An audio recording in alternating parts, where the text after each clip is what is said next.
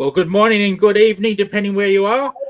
This is Shane from ComX, and we've got Dustin and Lee, our co-hosts here on the CCCX show, the cross-country ComX show. So how is everyone this evening? Yeah, how is everyone this morning and good this evening? Sorry, Dustin. Oh, no.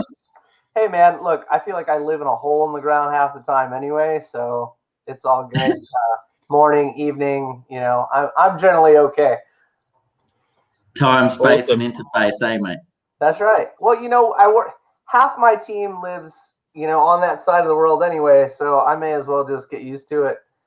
How's it going, Jerome? Hey, Hello, Jerome. I think I may as well just, I don't remember who said it. Somebody said I should just become a citizen over there. That's probably what's going to happen in the next, 15 years or something. I'm going to end up just moving over there and being done with it. Depends. Nice place, mate.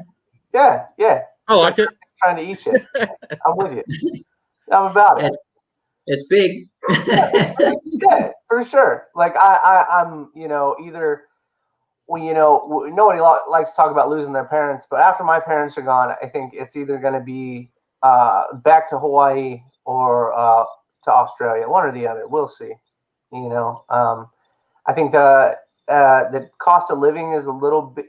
People talk about cost of living and how different it is, but when you go to places, you find that it's literally the same. It just elevates with what your job was. You know what I'm saying? So like people bitched and moaned about like the cost of milk and stuff when I lived in Hawaii, but at the same time, I mean, I was making $10 more an hour for the same job over there that I would have been making in the continental U.S. So yeah. What's going on, Dave? Hey, Dave. Hello, Dave. But so we're talking about the listener tonight. We've got Erick coming on here in a little bit. He should be on here very shortly. So let me give you guys a little bit of backstory on it. What our book's about. Cool. So you guys have an idea when he gets on. So if anybody has any questions or anything, you can just dive right into it with Erick. So going on, I think it was next month, and he could correct me, but it's next month would be the so it would be July last year. It was either July or August. We started working on the listener. That was when we first started putting the book together. My uncle Les had passed, and the listener is loosely based on Les and what he went through as a Native American soldier, and things he dealt with in the country, being of his ethnicity and the just society, and how people treated him and whatnot. But as a soldier, they used to get dropped into these shitty situations, and it's nothing like Hollywood gives you. Hollywood gives you this like wind talkers, beautiful. This is, these guys are special and this and that. They weren't treated like that. They were treated like they were disposable. So they would drop them into an area and be like, "Hey, clean it out.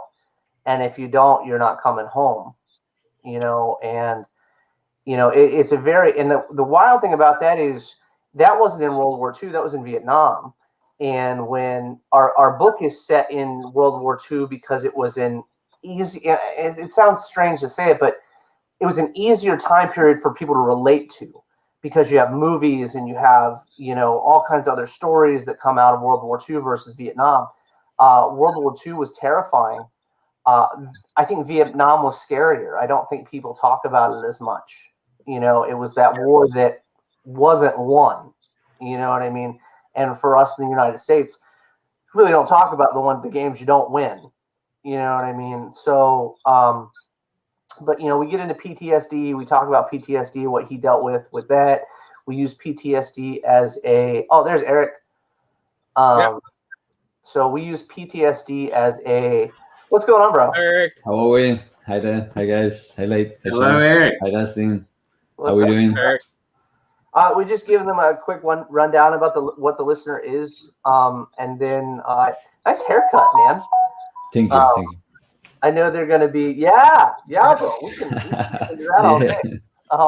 But no, they so it's like it's just about what the man dealt with as like a human being, and then we go in and we add theology to it. And Erick and I, over the past year, like I said, we've been building it and molding it to where it gives tribute to what people dealt with, but it also adds things to it. And we're getting to this point now with beginnings coming out where you're seeing the other side, like actually seeing it for the first time, you know, not just being a page, but you're over there now. You're getting into the noble spirits and stuff like that.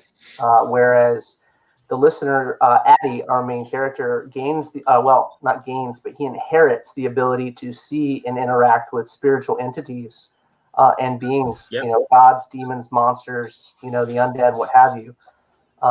And that's where we're at right now. We're on book number 3. Goes the Kickstarter on June 22nd. It's been, what's going on, Facebook user? Hi there. It's been a wild ride, a lot of fun. It's just getting bigger and bigger. I know that after this, we're putting out a trade paperback, the first 3 issues. So we're excited to get into that. But I'm gonna let you guys get into Erick because you guys get me all the time. So go ahead and grab Erick. If you guys have got questions, you guys in the either watching the video have any questions or anything, feel free to hit him up. Super, super cool guy, a good friend of mine. I give you Erick Viola. How are we? Good, thanks, Erick. How are you, mate? Good. Close to you guys. Both in Australia? Yes. Yeah, Yes. both in Australia. Yeah, I'm living in New Zealand, in Auckland. Oh, In nice. Auckland. Yeah. Yeah, very Yeah, good. that's- Righto, mate. I'm going to come straight at you because that's Bring what it I on, like bring to it on. do. Yeah, All yeah, right. Bring it on. So, how did you meet Dustin? You reach Online. out to him. He reached out to you. You met each other at a pub one night. You know, had dinner. That dude's not. You know, like what's the I story wish. there, my friend? I wish. No, I was just on Facebook and somebody was asking for comic book artists to work on a project, and I just messaged him out of the blue on Facebook, and he's like, "Oh yeah, how are you?" And we start chatting, and he asked me for an artist, and I said like, "Well, but he seems super kind, super nice." So I normally don't do artists for free, but for Dustin, because he was being so nice, I said like, might as well. Let's go. Let's give it a go. And after that, 3 issues already done for the listener. Eh? We are starting number 4, and also collaborating on covers, some different IPs that he's working on, and even on the other book that he put out, the one when the Geese Journal. The Geese Journal for sure. Yeah, Geese Journal came out beautiful. Yeah, and because I also had a little bit of experience on the technical side of printing, I was helping him to sort out a few things on how to get the best product out in the printing side, right? On Nice. Yeah. So you're a man of many talents. Some people say that. Yeah. Yeah. I would say like master of none, but yeah. Oh, mate, I've seen what you can do, mate, and I certainly would not back that at all. I'm quite the fan, to be quite honest with you. Yeah, it's awesome. Very striking, man. In actual fact, I said to Dustin and Shane not long ago when I first got my copies of The Listener was, I'm not sure if you're familiar with an artist. He's generally black and white, but he does a lot of color work. His name's Leonardo Manco, and he's done some Crow stuff in the 90s, and he's also famous for Hellblazer. He's done a few John Constantine comic books and stuff, and within probably like well, within about 2 or 3 pages, mate, I was like, man, this dude's got a bit of Manco going on, you know. And I'd always admired that dude in the past. But next question, you're obviously a digital artist, is that correct? Like you work on computer and stuff? Yeah, I do a bit of everything, to be honest. I started traditionally. My main strength used to be pencil and paper because I'm originally from South America. So we didn't have much back then. So pen and paper or pencil and paper would be like the whole childhood and my teenager years. And then jumped on acrylics, oils, watercolors, and late on being 28, I bought my first tablet because I had a surgery. I couldn't walk for a little bit. And my main discipline used to be kendo, Japanese fencing. That's why my nickname, Erick Kendoka. Yeah. And I Okay, couldn't yeah, train. I couldn't train kendo for a bit, and I was really disappointed. I used to be national team, so that will be my main focus. And I said, like, if I cannot train kendo, what would be the only thing that I will continue with? I'm a like really I have blinders, and I get things, and I just do one thing. And I said drawing and painting, because that's the other thing that I've been doing most of my life. And that's when I bought my first digital tablet, and I just went full on until now. So that has been, yeah. So it used to be traditional, and then over the last few years, jumped on digital, and that kicked a whole, we can call it sort of career. Well, I'm interested, because the one thing I noticed about the listener is, and again, this is just purely my observations about your artwork. I've seen a lot of like digital colorists and varying things, and very good. But man, your art with its color sort of pops, man.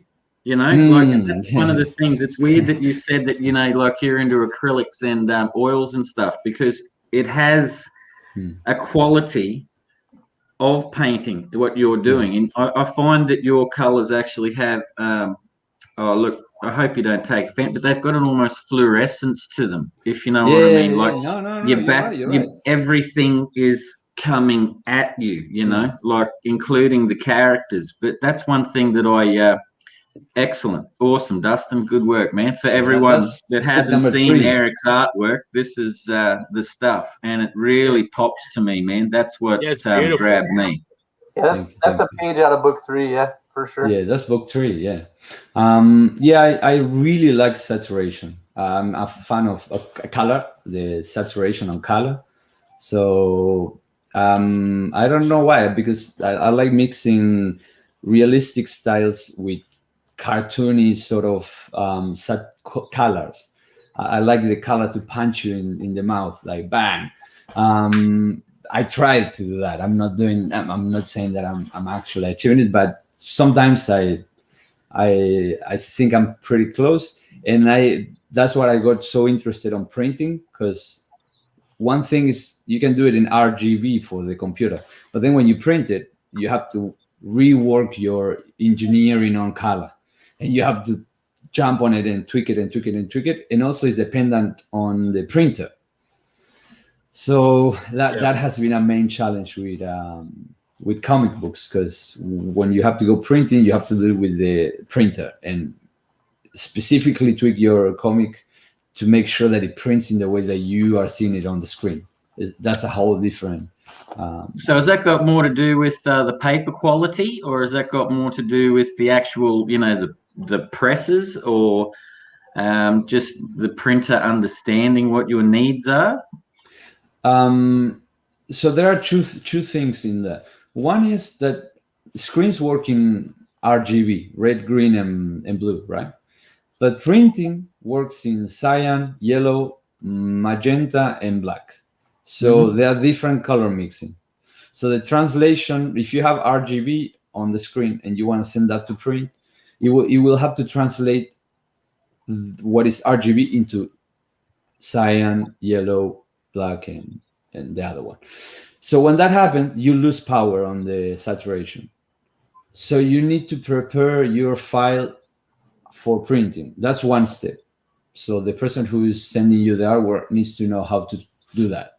Or you need somebody else who's a technical artist who does that for you. But also, depending on which one is your equipment, is how that, even if you calibrate it perfectly and you go into the printer and the physical print comes out, maybe differs from what you have done on the computer, even if you know the translation, how to translate RGB to CMYK. So there's 2 steps, and that's really hard. I mean, for some people, maybe you put 2 books in front of them and they look the same, but for people who knows the printing process, they will be like, oh, this is much better. And that depends on the technical side of the artist who's doing it, and also to the printing company who's printing it. And so how many printers did you go through, mate, before you said to Dustin, this is the one? Oh no, I said to Dustin, like, which one are you gonna work with, and then test print one page, and we start working from that. Yeah. Because I don't know many printers in the US. Yeah. Living in New Zealand. Yeah. We went from one. We were with one printer. Now we started with another in the second book. So I think that it's very difficult for a person that's never worked with a printer to be like, hey, look, I need it to look just like this, versus the first time we printed, it wasn't up to what Erick thought it should be. You know what I mean? And then it was like, okay, well, we print again, and it's the way he thinks it should be, because it's like, like he mentioned, it has to do with file output as well. You know, if they're not setting up the equipment to match your file output, then it doesn't look right. You know what I mean? You're oversaturated or you're undersaturated with certain colors. Your blacks are not deep enough, or your grays are too black. You know what I mean? There's all these little nuances to it. And I think that if Erick hadn't been like, hey, hold on, then we would have had to test print a lot more than we did. You know? Oh, yeah. So yeah, he did. Dustin was really good at that, because we sent a few pages to see how the printer would print them. So the same pages with 3 different settings. We check them out, and from there we rework what was the presentation at the end, and we keep working. I'm waiting for issue number 2 to arrive here in New Zealand to see what we did and see how can we reach the next level on it. Yeah. Absolutely. And it will keep going like that. Every issue we will try to reach a different level on everything. I have to say, yeah. Oh, mate, Because that's the best way to do it. Is constant improvement. Like just keep learning. We always say that. It's a great thing to learn. That's what we all do. Is you're never old enough to stop learning. You just keep doing it. So I've got another question for you, Erick, because like I'm an artist and I like the art, and I speak to Dustin a bit, and Dustin tells me he's got some. He spends a lot of time on his scripts, and he likes to get them, like right on the money and stuff like that. So I'm Dustin. I'm gonna hopefully not shatter your mystique here, but Erick, I'd like to know, how are those scripts, mate? When you get them, do you look at them and go, "Oh yeah, I can do this. Like I can draw this stuff. I'm on. Boom, I'm with Dustin." Like you got that link, man. Yeah. You haven't had to come back to Dustin and go, "Hey, Dustin, mate, come on." Like no, because there are a few things that play a role there in what you mentioned. One is that I'm not an English native speaker, so I will make sure that I'm getting the idea from the writer, right? Yep. But I suspect that it's not so much the English speaking side that is making me reach to that thing. We sit down virtually, right? We make a call, yep, and we go page by page, and I try to understand what is he meaning, not so much what he wrote, because the script I scan it really fast. I go like, blah, blah, blah, blah, blah. How many panels? Oh, maybe we can put these 2 together. But I don't care so much about that. I just wanted to know what he means with every page. So we sit down, and I go page by page. Okay, in your head, what is happening? Because I'm trying to sit, and for me, it's more like an animation TV show than a comic book. So I'm trying to understand what's the environment, what's the mood that you're trying to create. And then we break it down into the details. Like, is he moving this way, that way? He's going that. That one is just details for me. What the main thing would be like the meaning of the page for him and the mood that we're establishing, because that will play a role into the lighting, the illumination. So the page that he put out, Addie's granddad, right, Dustin? Yeah. It's his grandfather in the new book. Yeah. Addie's granddad is getting a second chance in life. He survived to something that was really, really hard for him, really hard. So the lighting is like you're born again, right? Like saturation and colors and everything is being like a miracle for him.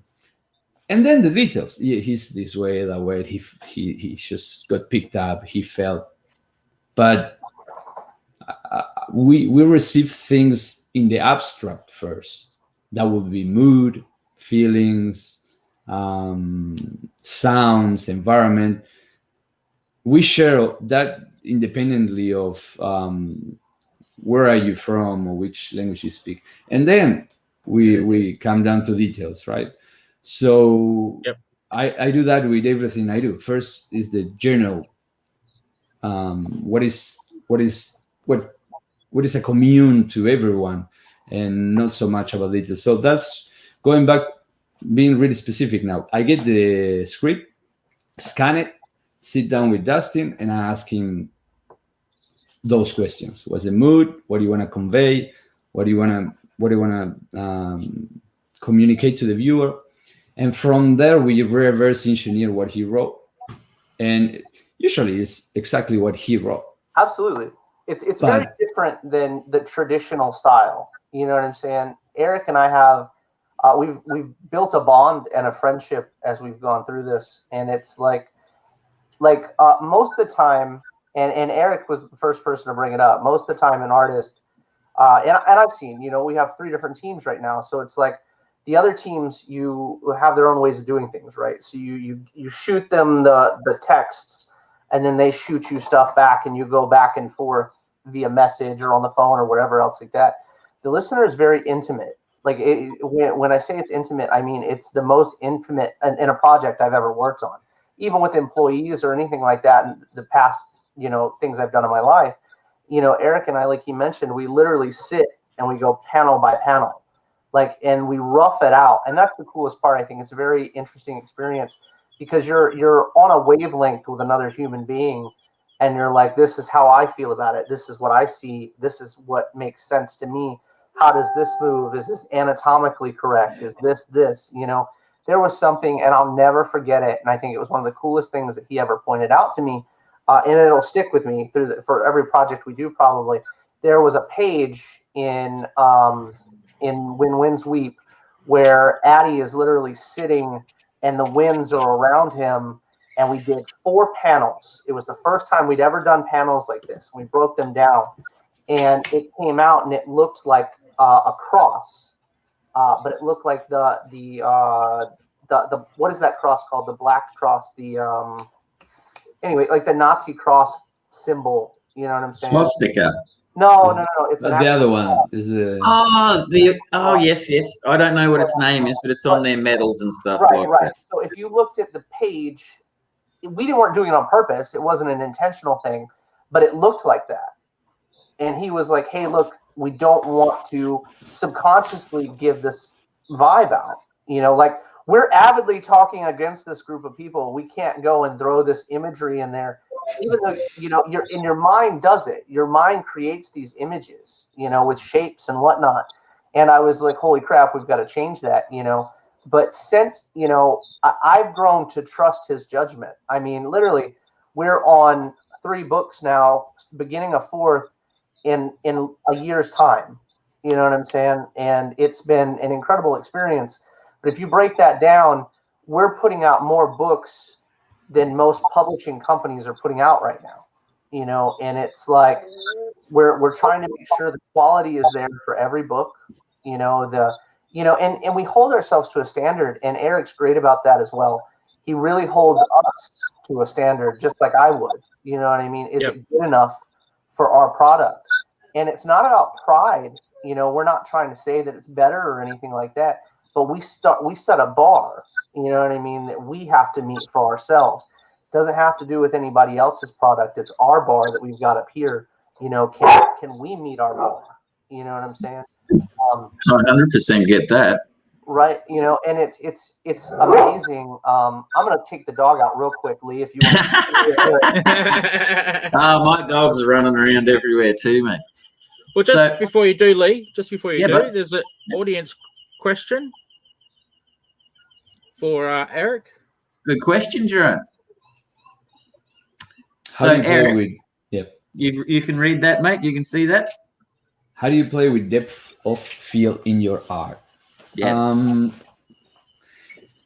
It depends on what's the subject of matter for what the author wants to was to convey. So sometimes the field is really good to focus onto something that is really important for the story, and sometimes the story needs to show the whole environment. Like we have in book 2, there's this double page scene where all the Japanese soldiers are running at each other. I'll bring that up real quick.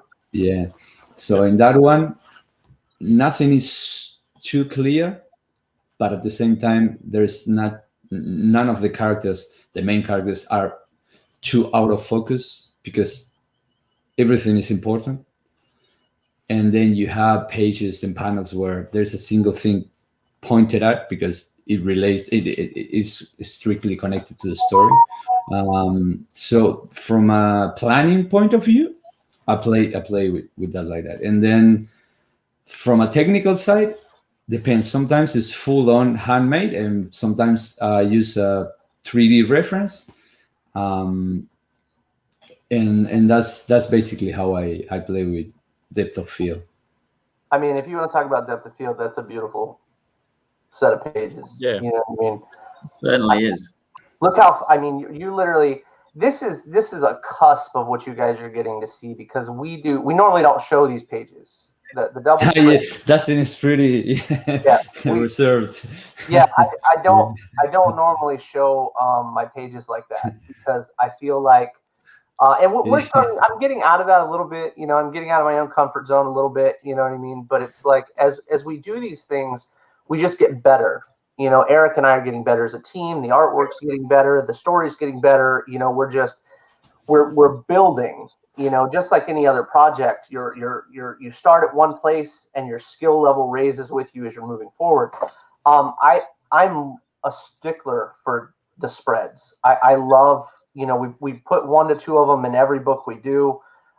We never put dialogue on them because I believe that I never want your eyes to move away from Erick's artwork.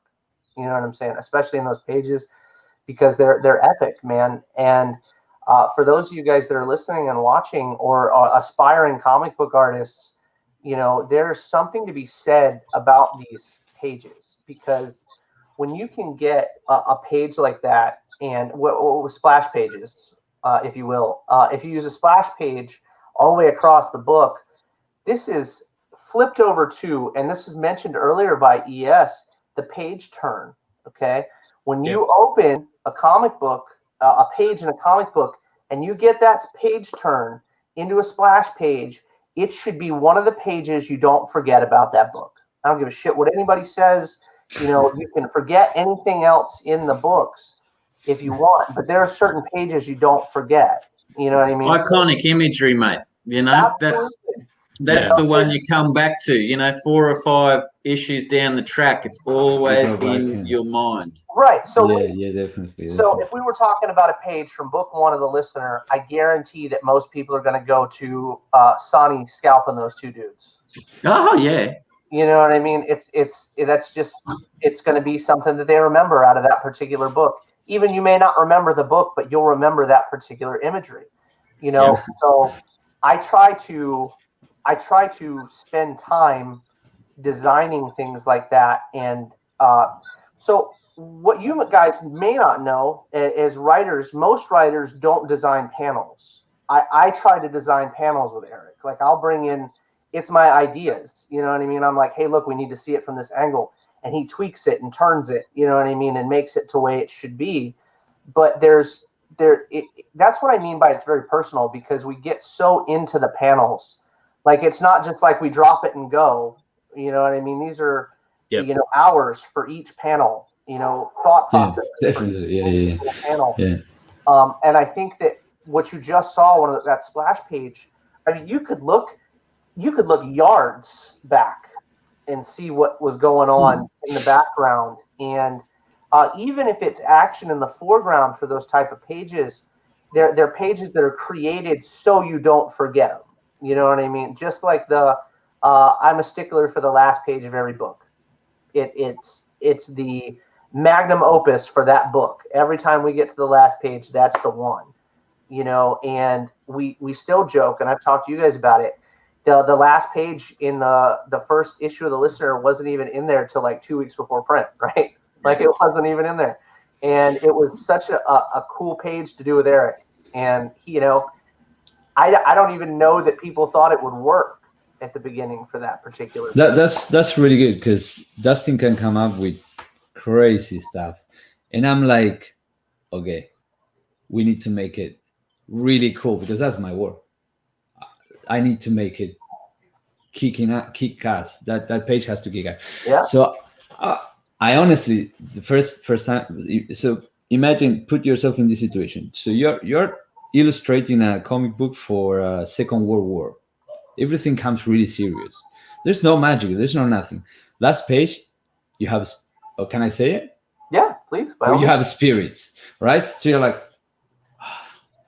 like, what is happening here, right?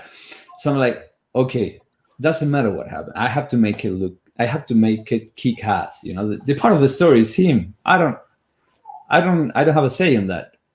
But then when it came out, everything worked pretty well. And now is the identity of what is going to happen, of the listeners, what's going to happen on the last page. And so far has been really cool to get those challenges. And even book 3, there are a few things that happen in the middle. That is, everything turns upside down from a story side and from a visual point of view. And that, I think, that has been the most rewarding and the most challenging thing that we have had so far. Would you agree, Dustin? That I think that we knew going in we had an idea of what was going to be hard. You know what I'm saying? Like, the other side is a very and when I refer to the other side, it is the other side of our realm. We have a thin barrier in our world that separates us from a world of gods, monsters, demons, and what have you. We joke about the fact that in our world, Christ could be sitting with Odin, playing chess. You know what I'm saying? These are things that exist in our world because all the mythologies and theologies exist, and all in the same time, so they all have their place.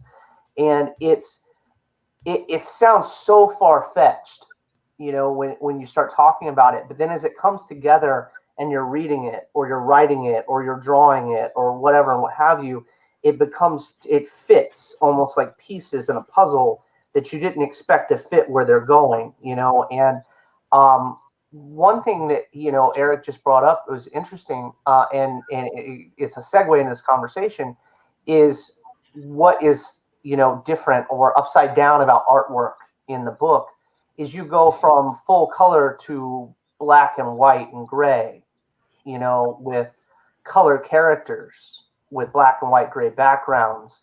We've got this thing that exudes color, like a weird color in the book that Erick created. It was really, really cool, but yeah, there are nuances to it that are very challenging. I'm not easy, you know what I mean? And I never claim to be an easy. I'm easy to work with, for sure, I think. But I'm not. When it comes to my ideas, I don't bring simple to the board. Lee, you've read my book. I don't bring simple to the board. And I think it took. I don't think anyone, and I'll say this, and I say it with confidence. I don't think anyone can do it but him. You know what I mean? That's what makes it what it is.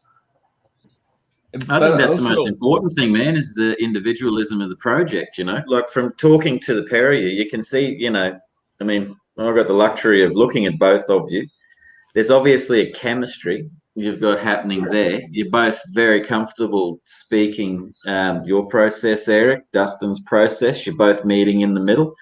I mean, that's a good combo, mate, I will have to say the last page of issue 1 certainly did have me going like, well, okay, yeah. I wasn't expecting that because up until that point, it was a very, very solid, let's get in the camp, you know what I mean? Like, let's, like it had a very war, battle, skirmish feel.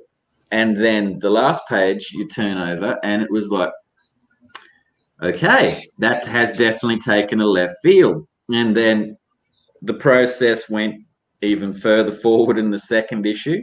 And I'm presuming talking to you both now and talking to Dustin, that is going to process absolutely into the third book, etc., and on. And that's, I guess, that's what keeps people interested in your stuff, mate. You know, if you just, if you know, ideas. You know, I mean, David Lynch says it. You know, there's ideas, but you got to throw the line out and let it go deep to get the big fish. You know what I mean? Like. And sometimes you get lucky, and you know, sometimes you get lucky not only with ideas, but you get lucky with people that you're working with. And I'm looking at two people right now that are working on a project, and there's a big fish. And you know, I would. Thank you. That's okay, mate, because you know you know, praise where it's due for both of you, because I do actually like the listener. I've read it. My missus has read it. You know, like I speak about it to people. It's I'd love more people in Australia to be able to get their hands on the listener. To be quite frank, because I think there's some stuff in there that would well, you'd attract an audience over here. There's no doubt about that. You know, and it's a quality product. And both of you should give yourself a double thumbs up, because I know that we appreciate Thank you. You know, we really do appreciate Thank you very much. It's definitely a work from the heart type of deal with us. I think that there's a lot to be said about the nuances and the things that are weird, right? Like when we started, we introduced Odysseia, and we won't go big into it, but we introduced Odysseia in the second book on the last page. That was our last page, drop for that book. And it was just like, we get the admittance of who the betrayer is in the book. And we also get this character, this massive demon character. The scary thing about that, though, is when you walk into it, and I've talked to you about it before, Lee, it's like updating characters to make them modern and to make them scary for what people would find scary now, but keeping them true to their identity, so that you could, if you were a believer in this theology or this mythology, you could know that was that character. You would still be able to tell that was them regardless. It's like, so like when we were kids, you had all the Ninja Turtle toys, right? And they brought out the different versions. They had like the Michelangelo that played baseball and the Donatello that played basketball. You still knew they were Michelangelo and Donatello, no matter what subtle changes were made.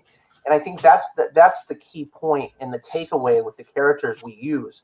You've seen them before in other things, maybe not, you know what I mean? But at the same time, they all stick true to the source material.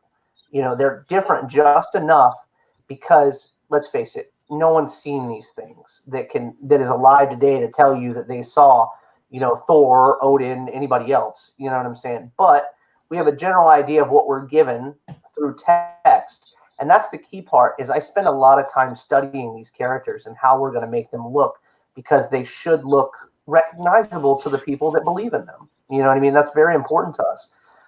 So Odysseia was so daunting, because I was like, how do we create this massive character beyond belief, put him on the last page that we've created this last page stigma for ourselves.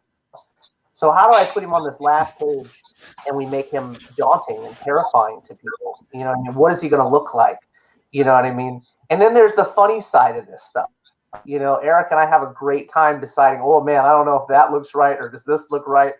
Is that a pubic region he's got going on right there? How is this working? You know what I mean? It's fun conversation, and it breaks up the workflow of it. You know what I mean? Because if you're not working with a friend in the industry, I'm sorry. I really am, for anybody that goes into it. You really got to be working with somebody that you can create a bond with and enjoy the experience with each other, because down the road, and I'm not saying this to anybody in particular. I'm not saying your stuff's going to pop off. I'm not saying anything like that. But if you do pop off, you have to be able to appreciate the person that you're doing it with and understand that you both have been doing this together and have created this world. You know what I'm saying? Everybody on all my teams is like, you're the writer, you're the creator, we're doing this. And I'm like, yeah, but that's not how this works. You know what I'm saying? If I can create it all day long, but you guys bring it as artists, you bring it to life. You bring the words to life. And it's a very serendipitous almost when you're sitting here and you're like, hey, bro, can you fucking pick my brain and figure out what we need to put on the paper? You know, and Erick is expert brain picker of mine, to say the least. You know, but it's fun. You know, it's fun for people to enjoy it. It's fun for the stories to get told. You know, and with Guy's journal, oh my gosh, we put out 40 something pages in a book. You know what I mean? And it was me, Erick, and Gabby basically on that one. You know what I mean? Just the three of us. And we put out this beautiful book. And for those of you guys, I've got some copies coming to you, Lee, next month, so you can shoot Shane a copy. But it's like I only printed so many, and I won't be printing any more of that. It's a very personal experience for us, and almost a gift to the people that have been following us, you know, and helping us through this and accomplishing our goals. But anyway, yeah, go ahead, Lee. Back to you. You know me, I'll fucking gab. So, hey, can I ask a quick question before you go? Because Shane's gonna have to let us go. And can you just give everyone a quick look at the issue 3 cover that you launched the other day, mate, with Erick's beautiful artwork, if that's okay, as an end. And Erick, it's been awesome talking to you, mate. I'd love to talk to you more and you know, see how things work, mate. For sure. Anytime. Let me find it real quick. I keep Thank you very much, guys. Yeah, man, Jesus. I keep all that stuff on a different drive. Give me 1 second. Because I think this picture will leave a very lasting impression on the viewers, mate. Oh yeah, it came out beautiful, to say the least, man. It was. Yeah, here we go. And this has also got the our first look at a logo on it too, so it's pretty exciting. Let's see. Let me share my screen with you real quick.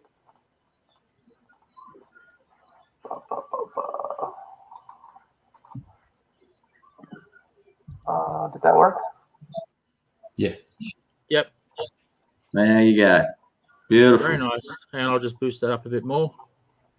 Yeah, I think it was beautiful, man. And Erick, if you want to explain to them what the sorry. That's okay.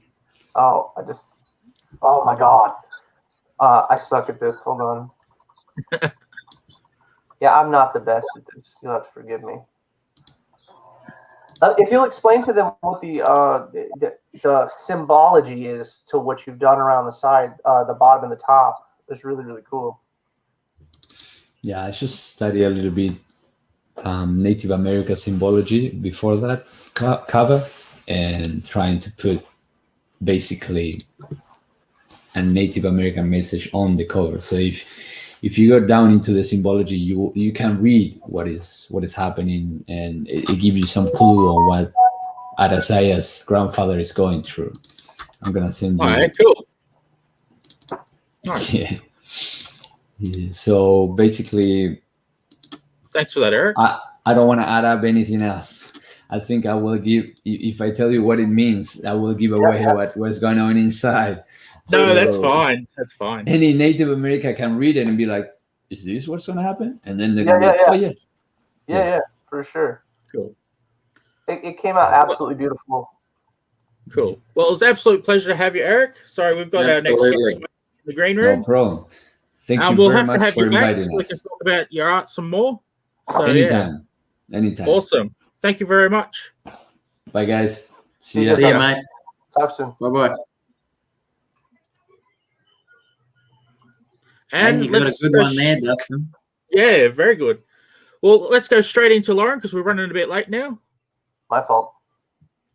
Good Hi, Lauren. morning. Hi. Good morning. How are you? Oh, look, I'm not going to lie. I overslept my alarm and I'm about 5 minutes fresh. So hopefully I look nice and pretty. I was up late. Ratchet and Clank came out yesterday, so I was too busy playing that pretty late. Yeah. But I don't normally stay up. So anyway, I'm trying. I'm getting there. Yeah, well, it's Nice. It was a Friday night, mate. So, these things happen. For once in my life, I took some time off. That's nice. There you go. Fair enough. Sure. How are we? Good, thanks. Very well, thank you. So, what's on the agenda, mate? Art-wise, creativity-wise for you, Lauren? Oh, it's heckers, absolutely heckers. I've just finished off 6 pages for Darren for Young Rufus. So that was a lot of fun because it was more focused on children, where my personal stuff I like to do a little bit more grungy and adult. So it was interesting to still have my style, which is quite rough and geometric almost, and then soften it down for kids. But it was really good, and the pages turned out awesome. It was really nice to see how far I had progressed from doing my first issue to doing these sequentials, because other stuff that I've done in between hasn't come out yet. And so it was really cool. And then I'm just starting onto the next project straight away, working on the second issue of Bolt, the electrified Bolt, which is another kids one, which is good. So, but I've already done 1 issue for Andrew for that one. So full steam ahead pretty much, and no time to scratch my own bum. Fair enough. That's keep doing our a good way to be when you're an artist. Somebody to scratch it for you. You know what I mean? Well, yeah, it's and in between what we've got Supernova here, comic convention at the end of the month, so prepping for that as well. And then we've got like a little comic festival the weekend after, which is just a day thing, but it'll be good just to offsell anything that I had left over from the convention, which would be nice. So yeah, just getting back into the swing of things. Well, it's important, I think, right? Because like right now, I was just telling Shane, I've got like 9 shows coming up within the next 10 months. You know what I mean? 11 months, and we're literally going all over the country. But I think it's so pivotal for you guys when it's easier, like not easier, but it's less time consuming for you to go, I've got a show 5 hours away. You know what I'm saying? You can run to that show 5 hours away. Or Lee, how far is it from Australia? Like a drive from one end of the country to the other side? Like if you were driving a week? Mate, if I wanted to go straight from where I was across to Perth, I'm probably just like that straight through the centre. Yeah. I'm probably looking casually a week. Okay, so but your shows. I think the flight from Townsville to Perth, mate, is actually like 6 or 7 hours. That's so much longer than I thought it was. So I've lived on like 4 different islands, right? And none of them were that big. So but show wise, you guys have like Sydney and a couple other places where those are around, right? They generally go to those certain areas. I'm just asking. I'm not capitals, aware. Yeah, it's annoying because most of the popular capitals are in eastern states, where Perth is just by ourselves. Like no one would usually make the effort to come here. So when it comes to conventions, especially the big stars, they tend to say no to us because it's an extra trip over. Like it's 4 hours from Melbourne to here and then 5 hours back. So that's like another close to 10 hours to add on to their commute that they're already doing. And then plus Perth is because Perth is Perth. Sometimes we don't have the crowd, sometimes we do, so it's a little bit of a hit and miss. So how do you feel like, and it sounds strange, but like for us it's just very different. So for those of you guys watching, we're in different countries, you know what I'm saying? So it's like when you go to let's say like MegaCon, because I've got MegaCon coming up, and we'll go live with you guys at MegaCon. It'll be a lot different than going live at my bungalow that I rented the last time. But one can just hope so. Yes. Yeah. No, totally sober, because this is a 5-day show that I'm talking about. So when you don't want to start that one off with a bang, mate, or you won't get to the end of it. No, and I got to make money. You know what I mean? I can't go fool around. Last time was just to have a good time, you know. But so what I'm saying is, so when you guys go to book your shows, do they book you guys first because you're native, or do they book the people coming in? Like normally you hire out, you know what I'm saying? You pull in big stars from places and stuff like that, artists from outside the country for shows. Do they normally get you guys and then build around you guys, or do you build around 1 or 2 famous individuals that they bring in? I'd like to say I would be booked, but that's not a thing. I'm just trying to understand how it works. You know, the different. Yeah, we typically book ourselves in. I mean, usually they won't ask you to be a guest unless you have been published, like by one of the big ones. So, Right.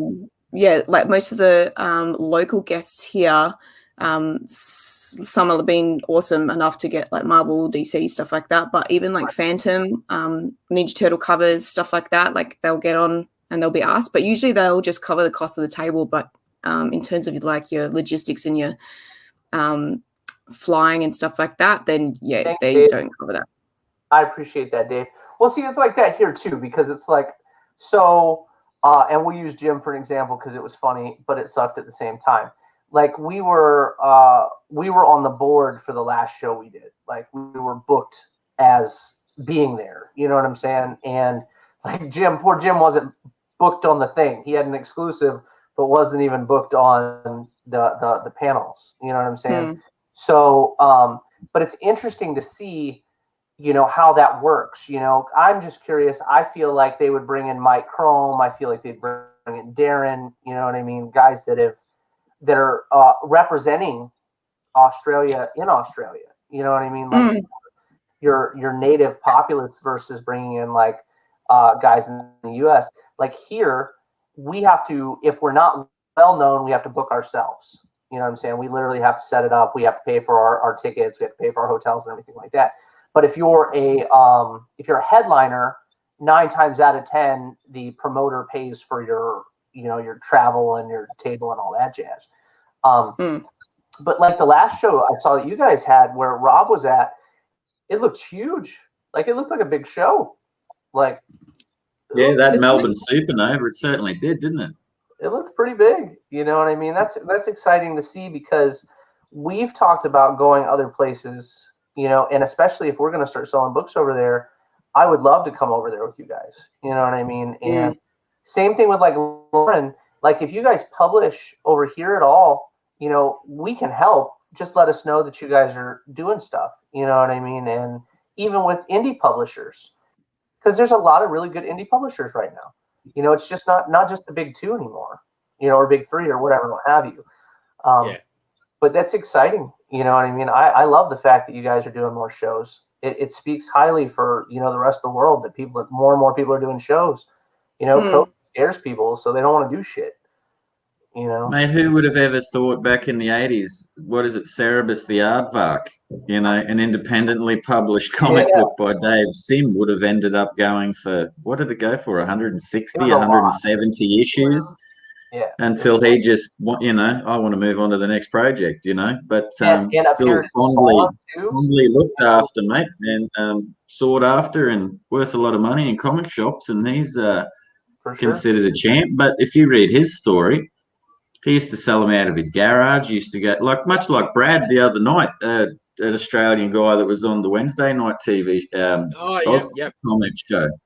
Goes to the markets, sells his comic books. When he was younger, he used to go to gigs at bands and, you know, like sell his stuff that way. I mean, like there's a beauty in that, you know what I mean? Other than just sort of like chucking it on the shelf, you know, like it's, you get to meet people as opposed to being just that name. Do you know what I mean? Like, and that's what's beautiful about these sorts of forums is you can put faces to names. When I was younger, you used to know the artist in the Marvel comics, you know what I mean? And then like remember they used to have in Marvel guys, the old ones in the 80s and early 90s, they'd have the Marvel bullpen, remember at the end, and there'd be notes and letters and stuff.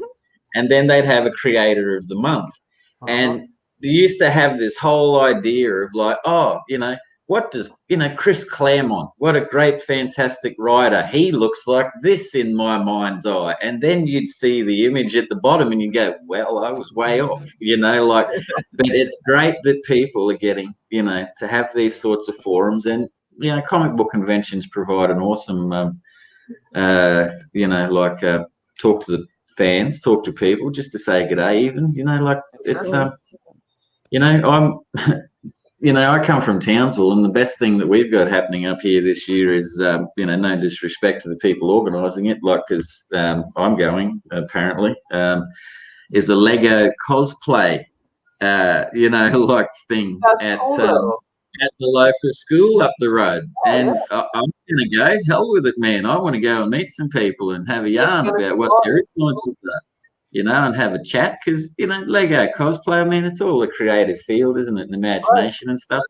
Absolutely. You know, I think it's awesome, man, that people get out there and do that sort of stuff. But hopefully at the end of the year, mate, I'll be heading down to the Brisbane Supernova with my good mate Shane up there, and in November. So we'll be down there for a few days, and love to meet creators in person that head there, you know. So it'd be nice. So drop in. Yeah, right. So now, well, we've got Lauren. So Lauren, what is like you said you're working on the young Rufus? That's so exciting because Darren's book is like, and not to toot his horn because he's a buddy of mine, you know what I mean? But what does it feel like as a up and coming creator, in my opinion? Because I've seen some of your stuff, I think it's great. You know, we've talked before. I think it's great. So as you're progressing, understatement. Absolutely. So to work on a project that is, oh my gosh, as Australia as, oh my, I don't think you get any more Australia comic books. Yeah, it's a bit of a pinnacle, right? You know, that's exciting. You know, I mean, and to do a young Rufus, that's like you get to do your take on a young version of this character. Super exciting. I mean, how's it feel working on that project? It was awesome. Like Darren approached me, like we've been getting pretty close lately, and we just have a yarn every couple of days just to catch up on how we're feeling and how we're going and creative wise, whether we're in a slump or not. But he reached out just asking if I'd be interested, and I was like, hell yeah. Like this is a good one. It's a good stepping stone, obviously, but two, it's just like a big brand that I've always wanted to be a part of. And because it was something that I had a bit more creative control over, it was exciting. But me being I get a little OCD-ish about making a character look the same the whole way through. So when there was like Dean's on there, Chris is on there, John did the cover, Somariva did the cover for it, and they all have this different take on it, and I'm like, oh my god, which way do I go? Like I wasn't sure like what style to go with, and I was like, I had to like sit down and be like, no, take some influences, but then mash it with your own style, and that was a good challenge for me. And then also creating like basically my own model sheet to go by to keep it consistent. And also I realized halfway through that I don't really draw people of color. And I don't know whether that's just ingrained in my head because I'm white, right? And it was a good eye opener for me to be like, maybe I really do need to integrate this more into even just my general art and pick people of color. And that was really nice for me to see their facial features and also like especially with coloring as well, because I had to color all the pages too. That was nice. It was a good progression for me, and I learned quite a lot through it. And the pages look sick. I've seen the other pages, like it's going to be such a good book. And whilst it's not like nitty gritty like all the other Killaroo books, it is sort of taking it back and then softening it a little bit. But it's one, it gives you a really good backstory. But two, it's not kid stories that people will probably think like it won't be like Play School or Bluey or something like that. Like it's actually it's going to be like it'll have a bit of oomph into it. And I know people are so in love with Killaroo and how like he's quite a rough character. But I think this will just elevate that side of it so much more. So it was good to be a part of it, and I think it's going to absolutely smash the Kickstarter yet again. So that's super exciting. I'm glad to hear that. So can I ask a quick question? Sorry, Dustin, to interrupt, mate. When you received the script, champ, did Darren write the script? Yes. Yep, he did. Yep. And how did that just delivered email? Like I just asked Erick this before too, because I love the process of how the artist, you know, like works, gets their head around the words if it's not directly your words. Yeah. What was your process when you received the script? Did you have layouts that you read the script, you started visualizing immediately? Did you automatically tap into what was on the page? And you know, easy. Yeah, I actually got to choose. There was a couple of stories to choose from. And I got to have a quick flick through them because they're only I think I only did 6 pages. Nice short, sweet stories, and I got to choose one that I thought might work. And Darren also suggested the one that I was already leaning towards anyway. And for me, I can visualize things in my head quite quick. And I just saw the panel sort of like laying out in my head straight away. So I was just like, yeah, this one works like this, feels quite natural to me. So it was easy from that. And from there, basically I do my real rough layouts just so the flow of the story works, because me visually, like I'll write down and draw down the sequentials, but it's always good to flick it back, because obviously I'm seeing it in my head and seeing it on the page, but the reader, someone who's not like an artist themselves, like, does it flow for them in terms of reading as well and make sense from going from left to right pretty much and down the page. So I always flick it back. I do a refined rough again, and then I'll get onto inking, and I'll always get the inking approved before I go to coloring, because it's a bit hard to like move the coloring once you've inked it and colored it. And then, yeah, from there, it's just about refining and going back through. Like, I've completed them and I've sent them, but I always go through it again just before going to print, just to make sure that everything's clean, because my eyes will be fresh. Right. But I mean, that would be totally different for like one of the big guns, right? Like, you wouldn't be able to get that chance to be able to say, look, I've done it. I'm just going to keep over it. But you have to submit it 100%, right? Like, you can't touch it again. So that's the beauty in indie comics, I think, is that you kind of have a little bit more freedom. Absolutely. I mean, I missed the sock once, you know, and people laugh, but I missed the sock. And it was like... You told me this story. Yeah, so this was a fun one. Like, so it's very, like I said earlier tonight, it's very different with each person you work with. You know, each team is different. So we have 3 different IPs, 3 different ways we do things. You know what I mean? With the different art teams and stuff like that. So it's like with me, like with Erick, I sit down tonight, we do panel by panel together, like to feel if the vibe is there, if the lighting is right, all the stuff, right? So with we did Greed, we did storyboarding, and it was Manny is a cartoonist, incredible cartoonist, you know what I mean? So he's used to doing things certain ways, you know, and a beautiful artist. But as we were going through it, I wrote in a scene that our main character slid on his socks, he slid. I didn't say socks. I assumed socks was understood. You know what I'm saying? So like, you slid on wood floor, like slid across the floor, you know, and my colorist, David Acampo, he's been in the industry for 30, 40 years now, you know, well, not 40, 20 to 30 years. But he's really good, and he's an artist as well, not just a colorist. So he's literally going in there and patching things to where it makes sense, you know. And it's so good that I didn't notice that he was going back and fixing these before he went to color. Like, he'd fix the lines to make it make sense, and then he'd color it like a foot. You know what I mean? So we get to this page at the back of Greed, like 22, 23 pages in, right?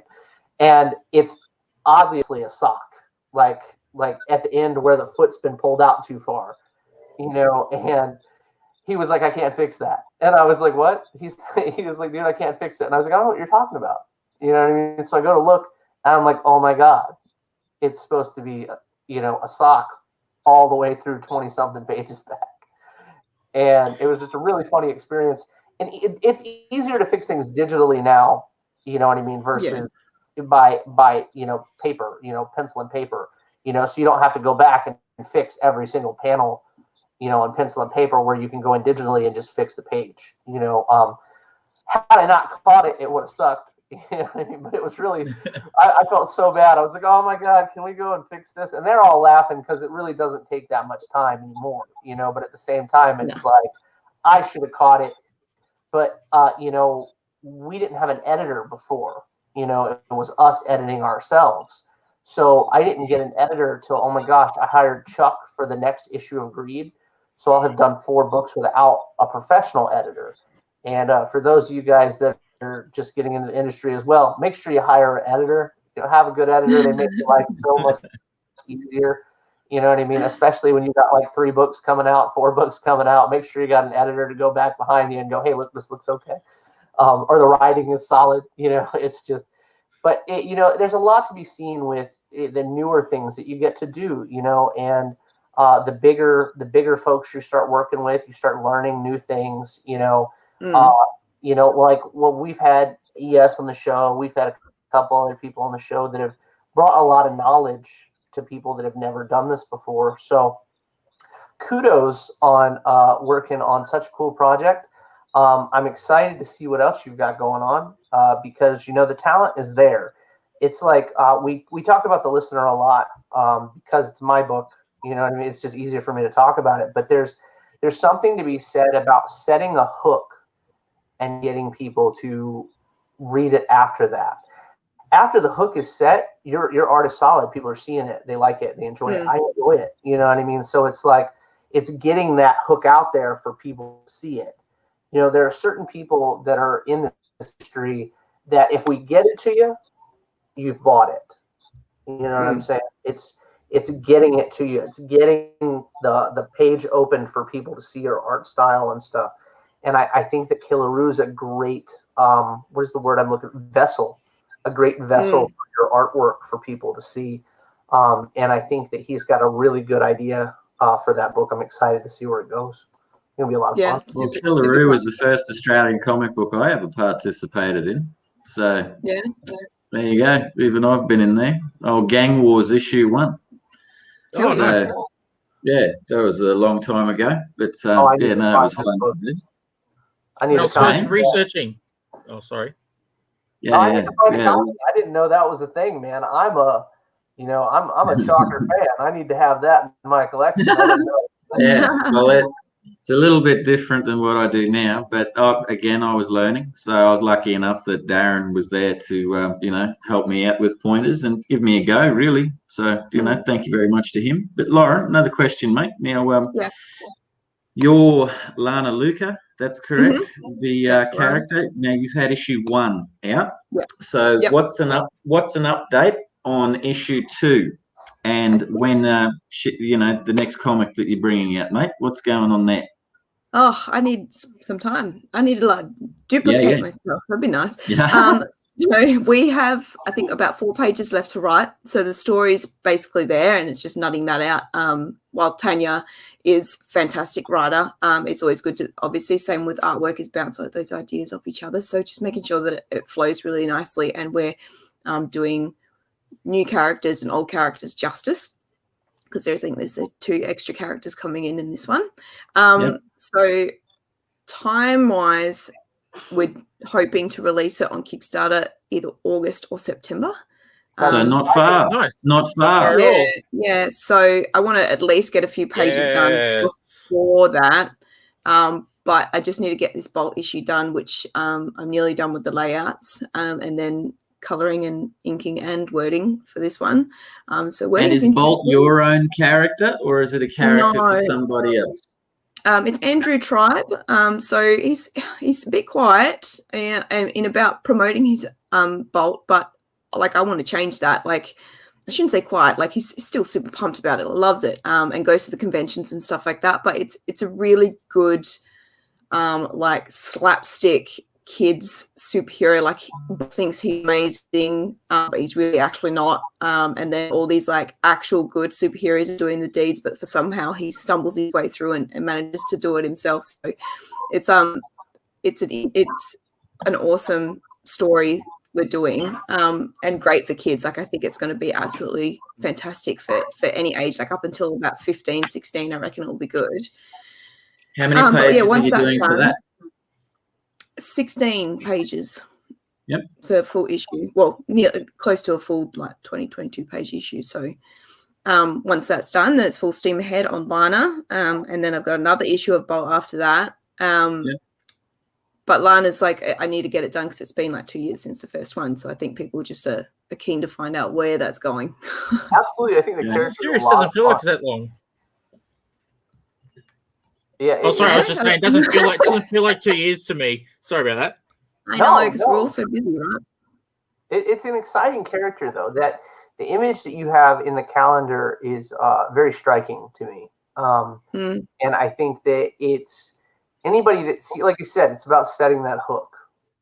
You know what I'm saying? If you've got like if you've got a cover that draws attention, it pulls to that artist. You know what I'm saying? So if you pull out this awesome back, like right now, I'm also writing this like crazy cyberpunky like dinosaur book, right?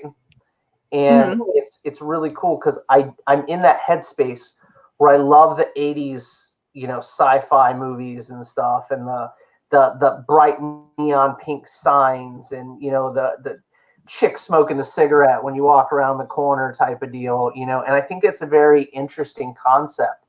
That particular image to me, I didn't know anything about the book before we'd spoken, you know. So to me, it was like, holy shit, that's a really cool character. What kind of world does that character exist in? You know, that's what I want to see now. I want to see this like, you know, I've got this like neo cyberopolis type of thing going on with that. There's no plant life to be seen, you know, and I think that's really cool because you can break down those massive worlds into almost like city blocks, you know, like what's going on in these city blocks. Who's the chick over there? You know, the jackalope chick. I need to know what's up. You know what I mean? Because that character, holy shit, who writes a jackalope? That's exciting in itself. You know, if you look at things like that, more and more people are being open-minded to the anthropomorphic character design. You know, and I mean, if I didn't think it was going to work, trust me, I wouldn't be hyped about your book, and I also wouldn't be writing about dinosaurs that walk and talk like people. You know what I'm saying? There's a lot to be said about that. That love for Ninja Turtles that we all have, that, you know, even if you're a comic book fan and you don't read a lot of Turtles, you can still harken back to the fact that you liked Turtles as a kid. You know, you got your, Jesus Christ, I've got Lola Bunny tattooed on my calf. You know what I mean? There's a lot to be said about the character designs and the whimsicalness of these characters. You can make them sexy if you want to. You can make them super tough. You can do all kinds of cool things with them. You can make them super relatable because it's just another person. You know what I mean? And I find that interesting. And I find that the whole the lighting that you've used in that particular imagery is really interesting. I hope you carry that type of vibe into the next issue, because you can be sure that I'll be getting a copy and I'll pay my $50 shipping to get my copy. It's pretty accurate at the moment. It really is. I just sent a book out to dude we were talking to the other night. So yeah, that is definitely as accurate as it comes. It was $57.50 US for me to ship 2 books to him. Whoa, Nelly. And that's like what, $80 out, dollars cheeses. Yeah, so it was $57.50 to send it. And the books, the craziness was he didn't pay that, you know what I mean? For some reason, it didn't charge him that, and I'm okay with it.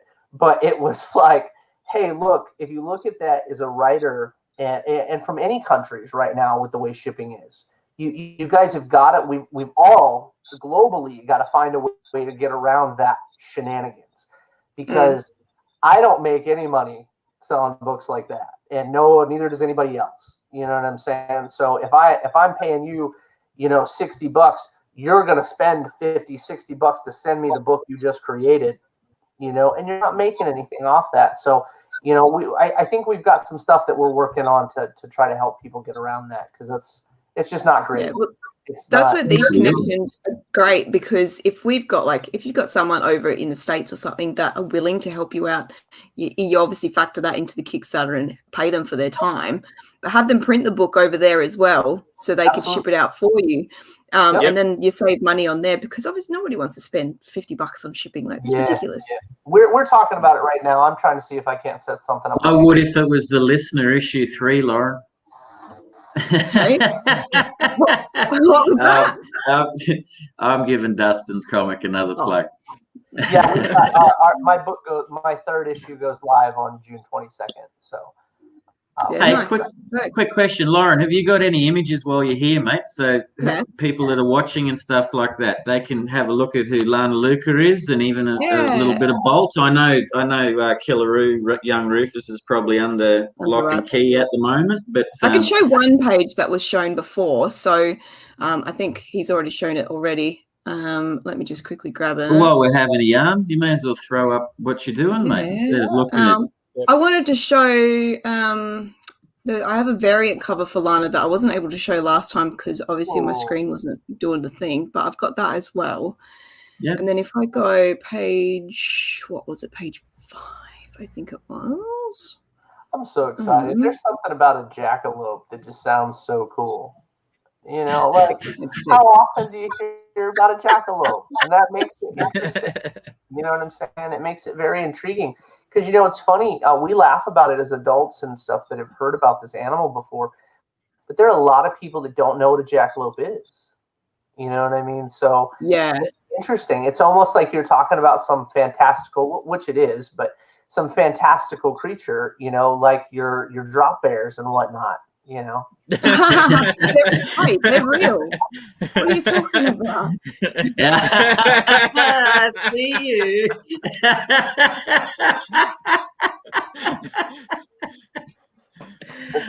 Okay, cool. I've got some stuff to show. Let's go. All right, I'm cool. going to share. Share screen. Let's go. We'll do this one. Share. There we go. Okay, so this is got Killaroo, got Lana. So this is the page 5 of Killaroo that Darren's already shared as well. Yeah, absolutely. Yep, I've seen that actually.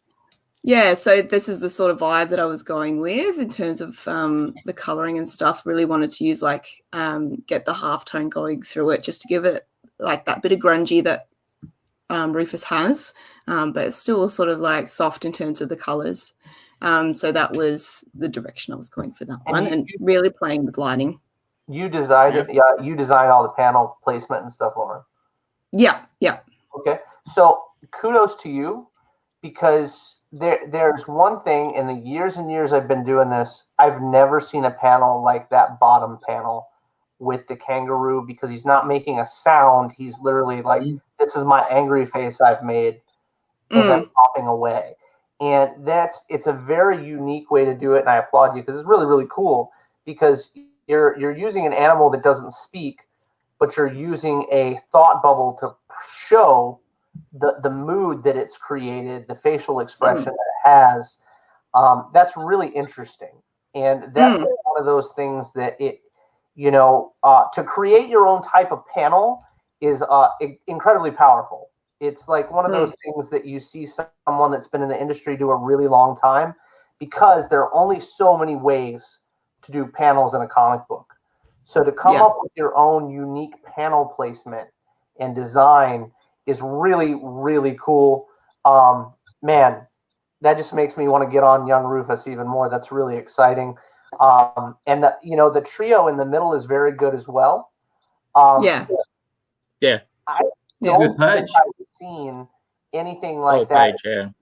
That bottom panel ever. Yeah. So that's I think in terms of panels and stuff, like whilst you do need obviously the borders to help differentiate each scene, I think people need to remember that they're sort of complementary, and they don't need to bound what's happening. So if you need something to like come to the foreground, so obviously with the middle panel, he's coming out towards the reader because he's going towards the angry alpha Roo, right? Right, absolutely. And so it needs to look like he's really just like coming towards him to just show his stance. So use it together to make your storytelling a little bit more oomphy, and not just be constricted by those like boxes pretty much. Like they're just here to help the flow pretty much. Right, for sure. Absolutely.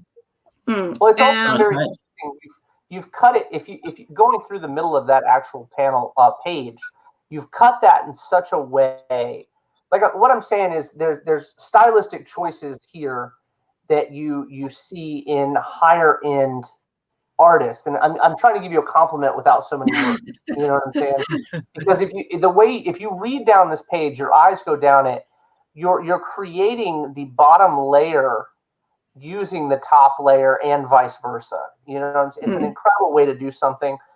These little nuances people may not pay attention to that don't create books, but this is high level gameplay, madam. Like this is high level gameplay. Like, you know, we're talking about Ratchet and Clank.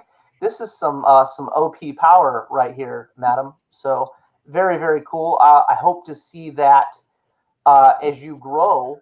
I hope to see you further these types of talents and skills and styles, you know, that you don't normally see.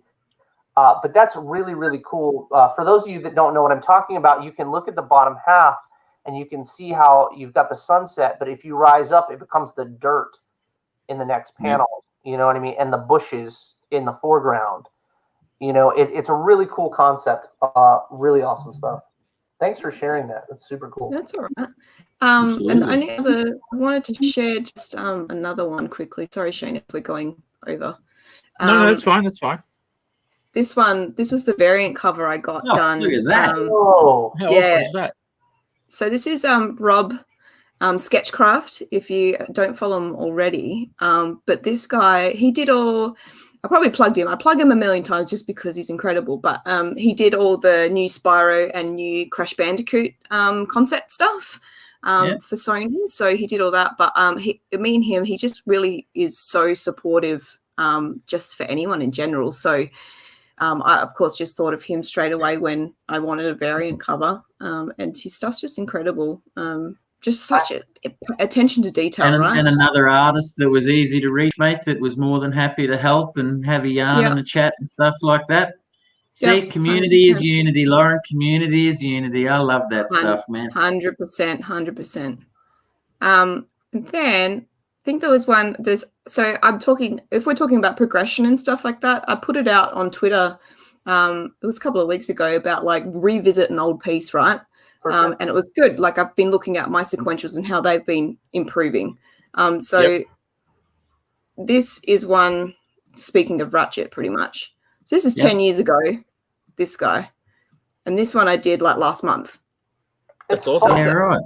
Yeah. So it was like talking to people. It's like, you need to revisit because a lot of people get stuck, right? And they just think, I'm not going anywhere. I'm not like, whether it's imposter syndrome or if it's just like they're just getting stuck in their own head. And I just said, like, revisit an old piece, do the same pose, do the same, whatever, tweak it how you think, like look at the anatomy, stuff like that. And it's really surprising to see the big difference between the two. And absolutely, I always ask people just like go back and actually see your progression because it is a huge confidence boost. And you learn stuff along the way. You're like, why did I do that?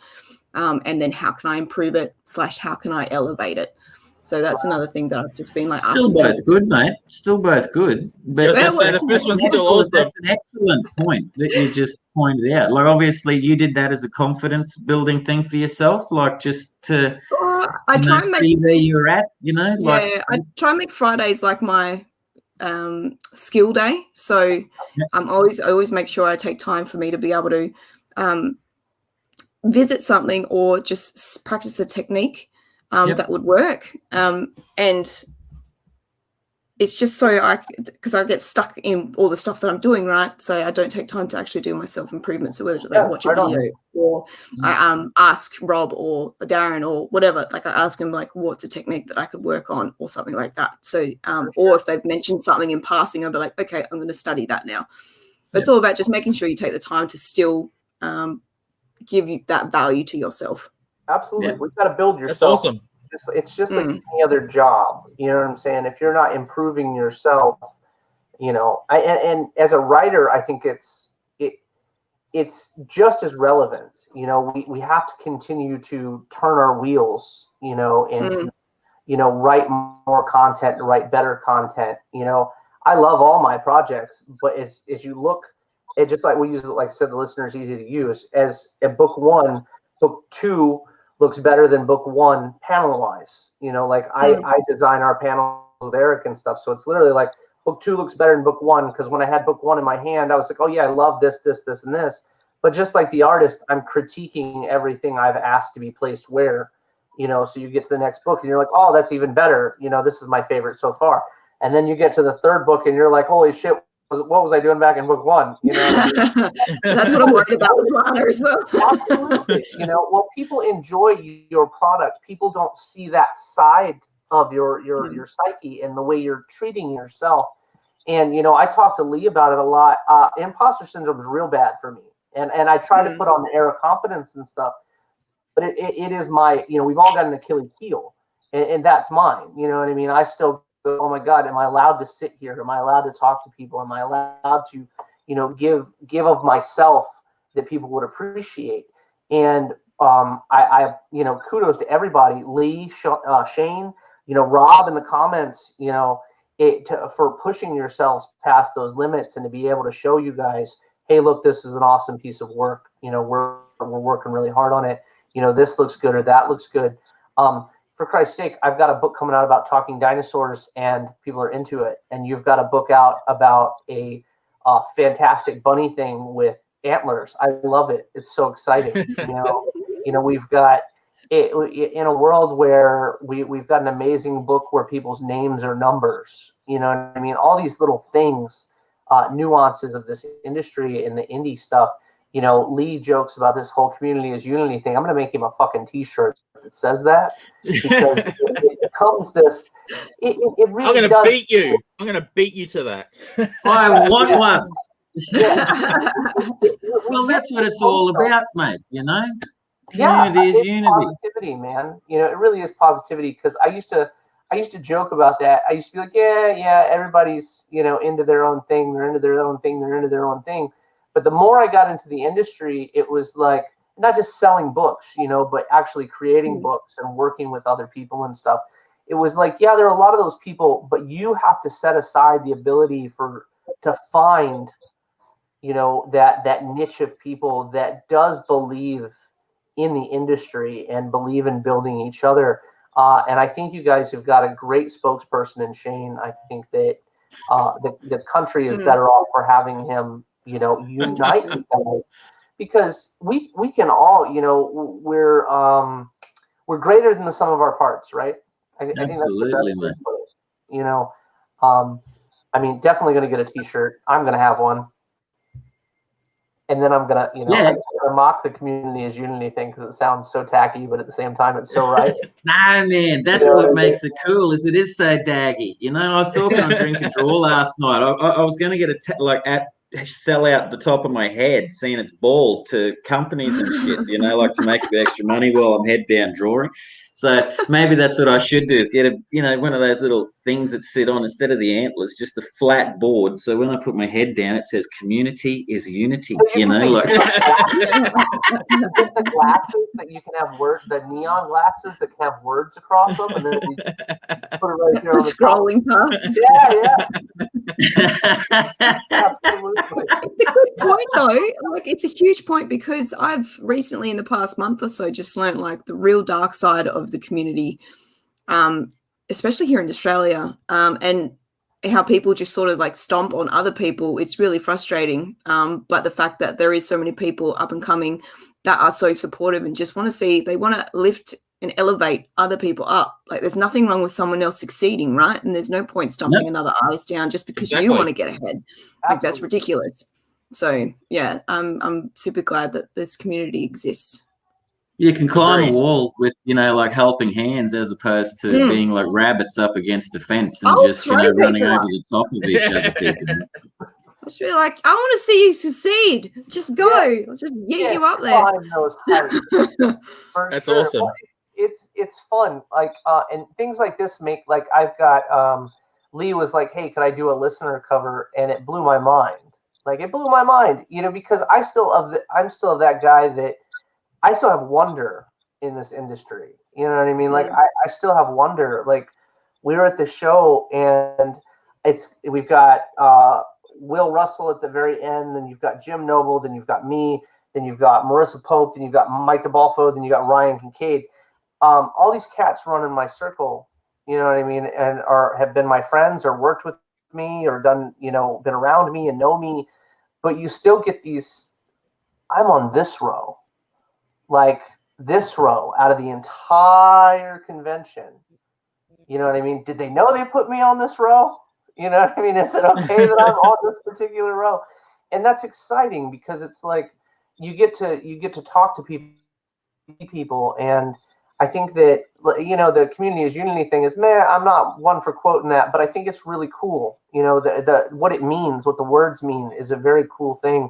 And I think that Australia is a very good country for it because the industry there is starting to bloom. Okay, I know you guys got Mike Chrome, we know you got Darren, you've got some amazing artists that have come from there. But speaking of right now in this day and age, I feel like there is more talent in comics than there's been in that country for as long as I can remember collecting comic books. You know what I mean? So it's cool to see you guys come together and be like, okay, why should you not be a beacon for that? I mean, there's no reason that you can't be. There, like in any way, shape, or form, there's no reason you can't be. You know, like you know, you've got Erick in New Zealand. I don't know many artists or comic book artists or writers in New Zealand. You know what I mean? But there's no reason he can't be the one to be an activist for our book and how we treat people and how we act. You know, so there's all kinds of cool things to go with that. And I think you guys have hit the nail on the head. You know, if you can continue to show people, hey, look, if you're going to be an asshole and you're in Australian comics, everybody's going to know. 100%. Because everybody else has got the you know, CIU tattoo going on. You know what I mean? Everybody knows who's a member of the Cool Kids Club. You know what I mean? And it's not even it's not, you know, to push people out or make people feel unwanted. It's the people with open arms that are accepting folks and kind to folks. Yeah. You're the one that's sitting on the other end of the table in the lunchroom that doesn't want to associate with everybody that's honestly offering you a seat, you know? So I think it's a cool way to do it. I think that you guys have started something that's much bigger than Shane may have realized, you know, at the beginning of this. And that's just my own personal viewpoint from seeing it, you know, and I've seen that, which is false as well. You know, people that are trying to pretend like they're doing the same thing and it's not real, you know.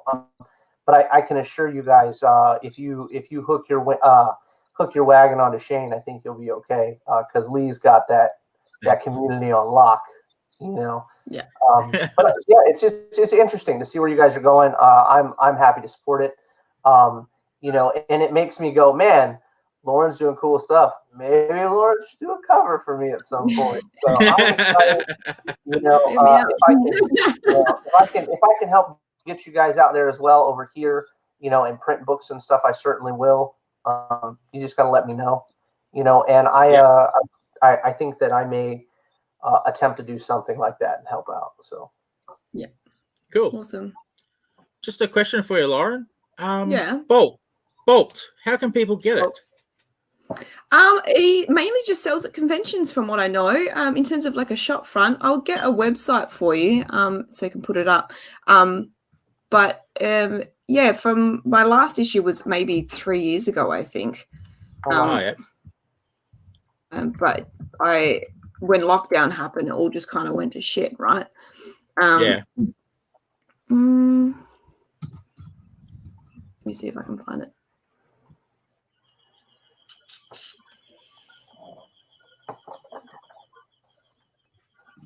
I've got an image. There we go. Bolt Comics, bolt-comics.com. Here we go. So he does a bunch of stuff, like indie stuff. There we go. And he is just branching out. Like he's got his own producer, I would say, producer funder. So which is really good because he can explore without needing a lot of crowdfunding and stuff like that. So it's exciting to see where he's almost creating his own publishing company, pretty much. So it'd be good to see how that branches out and expands. And I'm super pumped to contribute to be able to help that journey for him because he is very passionate about it. So I think that's obviously something that people need to jump on board because I do think it's going to absolutely explode. Yeah, I'll be. He may like to come on the show one day and have a yarn. Yes. Yeah. I'll have to Awesome. tag him or get him on and let him know. So I'll flick him a message because I'll no doubt be doing layouts today anyway. Cool. Right. Well, we'll let you go, Lauren, as we've got Tony waiting in the green room, as they say. So thank you so much for coming on this morning. I keep going to say this evening because Dustin's in the evening. Evening. You're good. You're good. It's always dark in here anyway, so. Yeah. Thanks so much for coming on. Thanks for sharing everything. I'm really looking forward to when Nana Luca comes out, the next one. That's really awesome that it's soon. And yeah, thank you very much. No problem. Thank you for having me, guys. Nice day, mate. Bye. See ya. So cool. And we'll bring, Lauren's very talented. Yes. And I'll bring Tony straight in. Hey, Tony. Hey. How are you guys? Tony How are you, the mate? Man Menzie. How How are you, mate? Lee, goddamn joker. What's going on? Oh, living the dream, my friend. All Yeah, good. yeah, yeah. All good. Aren't we all? Aren't we all? Absolutely. I like to think I am anyway. My life will kick my ass and wake me up, and I'm gonna be a bum in some alleyway at some point. But you know, Oh, Nice, that's a nice. that's a parallel universe there, Dustin. right. Don't worry. I end up writing that eventually. What if I was, destitute? Yeah. Hey, Tony, mate, Sorry, guys, you go. Killer Beat. Yes, The indeed. ComX presents. I'm Wow. excited. What's happening? How far through it are you? Got it all nailed down or what? Mostly through pencils, but I've sort of fast forwarded a little bit. Started doing some inking last night on it. Yeah. So, Nice. So fully scripted, apart from maybe a little polish here and there. 90% penciled, and starting on inks now. So Excellent. on You have track, just on schedule. thrown me to the floor. I'm miles behind you, mate. Bugger. Oh, man, look at the detail you put in your pages, man. And you're working big. You're working A3. It's Yeah. No, I'm looking forward to it. So, no, I'm looking forward to all of you guys. I've seen a little bit of stuff from Dave Dye, yourself now, and waiting to see Bin Kitty because I like the concept of Bin Kitty. So, Bin Kitty's cracker. I caught a page of Dave's work yesterday via Shane, and it looks amazing, man. Yeah. Yeah, it is. In case Dustin didn't realise either, Shane's bringing out through ComX anthology series, mate. One of them's called ComX Presents, and it's 4 artists. And Tony and I are contributing to ComX Presents Noir, which is black and white. Right. There's Tony Menzie, Dave Dye, and Duncan Prenovicius who are contributing to that. And Shane's got us on a pretty tight deadline. And the old. So, you get to a point where you start thinking like, oh shit. I'm at that point. You start to feel like you're in battle for bustle. I got you. Yeah, no, that's exciting. Yes. I like the concept of that. To me, like when you start, are you guys going to do like perfect binds for that, or how are you guys going to put that out? No, it's only 48 all up because they're all 8-page stories, and there's a few extra pages in there. So it's just saddle stitched. Yeah, we're close to doing that. Yes, we're very close. Yeah, because but it's gonna. I only bring it up because I'm putting out my first trade paperback in the next 2.5 months. So it's like with the listener's 24 pages per book. So it ends up being 72, and instead of doing so that makes sense. Instead of what do they call that? Instead of doing the weave, they're going to do a perfect bind on that book. And I'm just now learning about how books that large are done because we just like Erick mentioned, we just did Guy's Journal, and Guy's Journal was 48 pages, and they did that traditionally, and they didn't perfect bind that. So it's very interesting to see, an anthology, how you would print it, how you would put it out. Now I'm excited to know that you guys are doing that because 8 pages to put across a story that's gripping in 8 pages is really interesting. So I'm really excited to see how you guys do that as a writer, not just as a reader. I'm enthralled by the concept that you're going to put the hook in my mouth and yoke me in 8 pages. So I'm 100% for it. And I think the one thing that is daunting to a writer would be, holy cow, I have to compete with these 3 other gentlemen that are putting out amazing content. You know what I mean? Like, right. So it's very exciting. I can't wait to see that, when you guys put that out. So, Tony, tell us about this little mini story you got. What you can, because like I said, you only got 8 pages, man. Don't give us too much. Exactly. Oh, look, I'm not going to sell the pony, particularly with this one, because it's a self-contained 8-pager as well. Right on. It's first time I've done sequentials. I've sort of been working away on another comic called Fallen, but I've fallen into the George R.R. Martin trap of just world building. Oh no. A never-ending vortex. So we've done that. I'm guilty of that. Guilty. Easy. But yeah, Killer V is. I decided to challenge myself, and I've sort of gone against. There's no superheroes, there's no capes. It's all in world, real world. Yeah. And she's an old age pensioner. She's in her 70s, but she had a traumatic experience when she was about 13. She was sort of randomly attacked and glassed in the face, and she has a very nasty scar going right down vertically down the side, the right hand side of her face, and she's blind one eye. But again, without giving too much away, but she's very, very clever, very, very sharp, very patient, and events occur over the decades where she can potentially get some karma on those who did her wrong all those many years ago. Right. Ah, nice. Yeah, but it's, I like the idea of that. So you've got LB. Old B's like she's been hanging around for a while chewing on this, mate, and it's like the opportunity has arisen, and she's gone, I'm going to grab it, and I'm going to show these dudes and give them some curry. And it's tricky sort of getting all of these events just into 8 pages. So I'm doing each page, I'm doing more panels than I normally would. But it's been a really fun experience for me, because it's sort of harkening back to the old days of 2000 AD and those British comics where they would be a lot more panel heavy.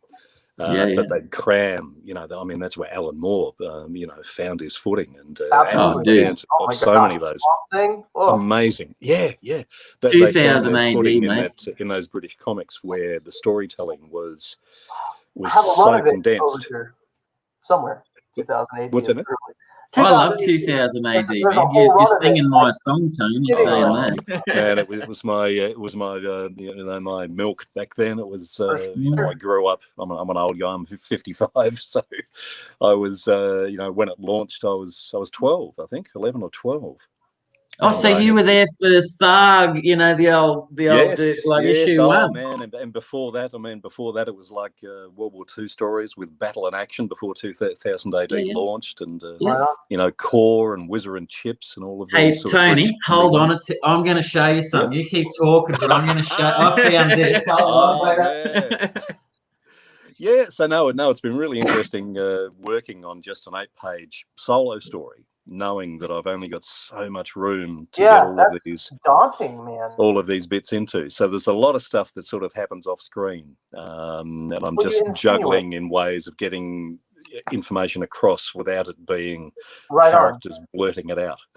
Right on, mate. Do you remember these? What the hell? No. Don't you remember them? Ranger, no. Yeah, my dad used to collect these, man, from the newsagents. And check this out. Oh, what? Australia used to print versions of Superman and stuff, right? But they called them Super Adventure Comic. And they used to bring these out. Now you're talking my jam. Yeah, man. And look at this stuff. Look at this. See, this is. And they used to reprint them beautiful, man. And the funny thing is, you may be the same as me, man. those reprints, those black and white Australian reprints, the Newton comics and stuff, was such an important part, I think, for guys of our sort of era to get involved in comics, because you'd see just the black and white line work, and you'd see all those beautiful, Jack Kirby lines, and you'd think, man, that's gorgeous, I can do that, and you'd be copying it and going through. It was magic. It was such a great much time. to my dad's horror, because I used to draw over the top of his old Spider-Man comics, man. So it's like, for those of you guys that are watching that don't understand what they mean by most of the books that are printed in other countries were reprints. They would get your own Spider-Man covers, your own Superman covers. They would rename them to fit the country where they were printing them. And it was a really interesting concepts. Like, we take for granted over here that if I feel like going, I can go buy a collection of comic books, just about anywhere. You know what I mean? Because people have been collecting so long and they've been printed here so frequently. There's 800 long boxes in this house right now. Can you imagine for those of you guys going over to Australia and finding a collection of 800 long boxes that aren't reprints would be like a holy grail type of find for you guys, I can imagine. But they didn't consider them reprints over there. In those countries, they were, at the time when you were a kid, those were what we got. You know what I mean? It wasn't like that was the comics. We didn't treat them like they were reprints because no one knew what a reprint was as a kid. You know what I mean? You were like, oh, this is great. This is my Spider-Man. This is my Superman. But I'll say this. I'm incredibly jealous of you right now, Lee, of that issue you had just there, because of the fact that Supergirl is my bread and butter book, like my literal bread and butter book. I have a 252 upstairs that's like an 8.0, for Supergirl. I'm a huge fan. But there's a lot to be said for those books now, because you're starting to see people that are collecting different countries' versions of different books. The ASM 300 is huge right now. And it's not just because the Venom movie, it's because that particular iconic pose, it was done differently in each country. They had different backgrounds and stuff for those books. It's really, really interesting stuff. And not to segue away from talking about Mr. Menzie's stuff he's got going on, but it's just interesting, knowledge for comic book collectors in a comic book show. Well, Dustin, I'll sell it to you for $95,463.22 US. How does that sound? That sounds like you can keep it for that much. That's what it sounds like.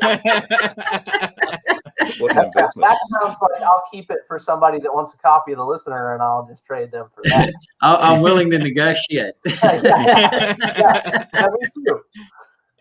And just on that, like back again, me being an old fart, but back in the 60s and the 70s, we did have that influx of American comics as well. So when I was a kid, I had access to the original, Kirby run and Avengers and that sort of stuff. But I inherited them through a family friend. But again, being a kid, most of them were destroyed through reading and rereading multiple times. Still got a few bits and pieces left, but it was an amazing time, through that, because Australia was such. We had a culture, but we weren't that proud of it. So we were such a melting pot for European stuff and British stuff and American stuff. We got all of that stuff through. And I mean, you guys may be the same. I was just a voracious comics reader. I was reading, all the British stuff. I was into, all the Marvel stuff, the DC stuff. But again, there was stuff like, Casper and Archie and anything that was a comic. I was just inhaling. Yeah, mate, I pretty much did as well. Dad collected comic books, but when I was 5 years old, Dad came from, and the chalker side of my family come from Gundagai in New South Wales, and the dog on the tucker box and stuff. And we were at my nan's house, and little town, like 2,000 people. And we were at my nan's house, and under the house was like on those half stilts, and there was a little gate that you could open to get under it to check the plumbing and that. And Dad had old suitcases and boxes and styrofoam boxes under there, all wrapped up in a tarp. And he made me crawl under there when I was 5 and drag these things, weighed a ton out into the yard. And when I got them all outside, he said, we're going to sit out here and we're going to have a look through this. And we popped these things open, man. And 60s Amazing Spider-Man, the Uncanny X-Men, Marvel Tales, the origin of Iron Man, Captain America side by side. Like, you know, like all these things were just coming out at me and stuff, man. And I'd never really... That was a wondrous day, mate. You know what I mean? Like when you have that moment and it just like, wow. And it was a magical time before the 80s and before the speculator market, you know, going to secondhand bookstores and going to flea markets and stuff and antique stores, and you'd find all of this stuff scattered around. It was brilliant. Yeah, it was. Great. You know, you just can't do that now. So like nowadays, it is difficult. You know what I mean? It's like, I think that we traded that, like us as my family, we traded not being able to do that anymore to opening a brick and mortar.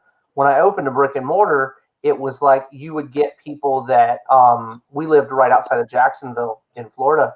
It's a huge city, you know, and you'd get people that would work in like construction or home renovations, and they would bring boxes in, you know, that they'd find, you know, in storage units or under floorboards, and they'd smell so musty, right? They'd smell so awful, and you'd get them out, and it'd be like the craziest old stuff. You know, speaking of Swamp Thing, I've got a first Swamp Thing upstairs.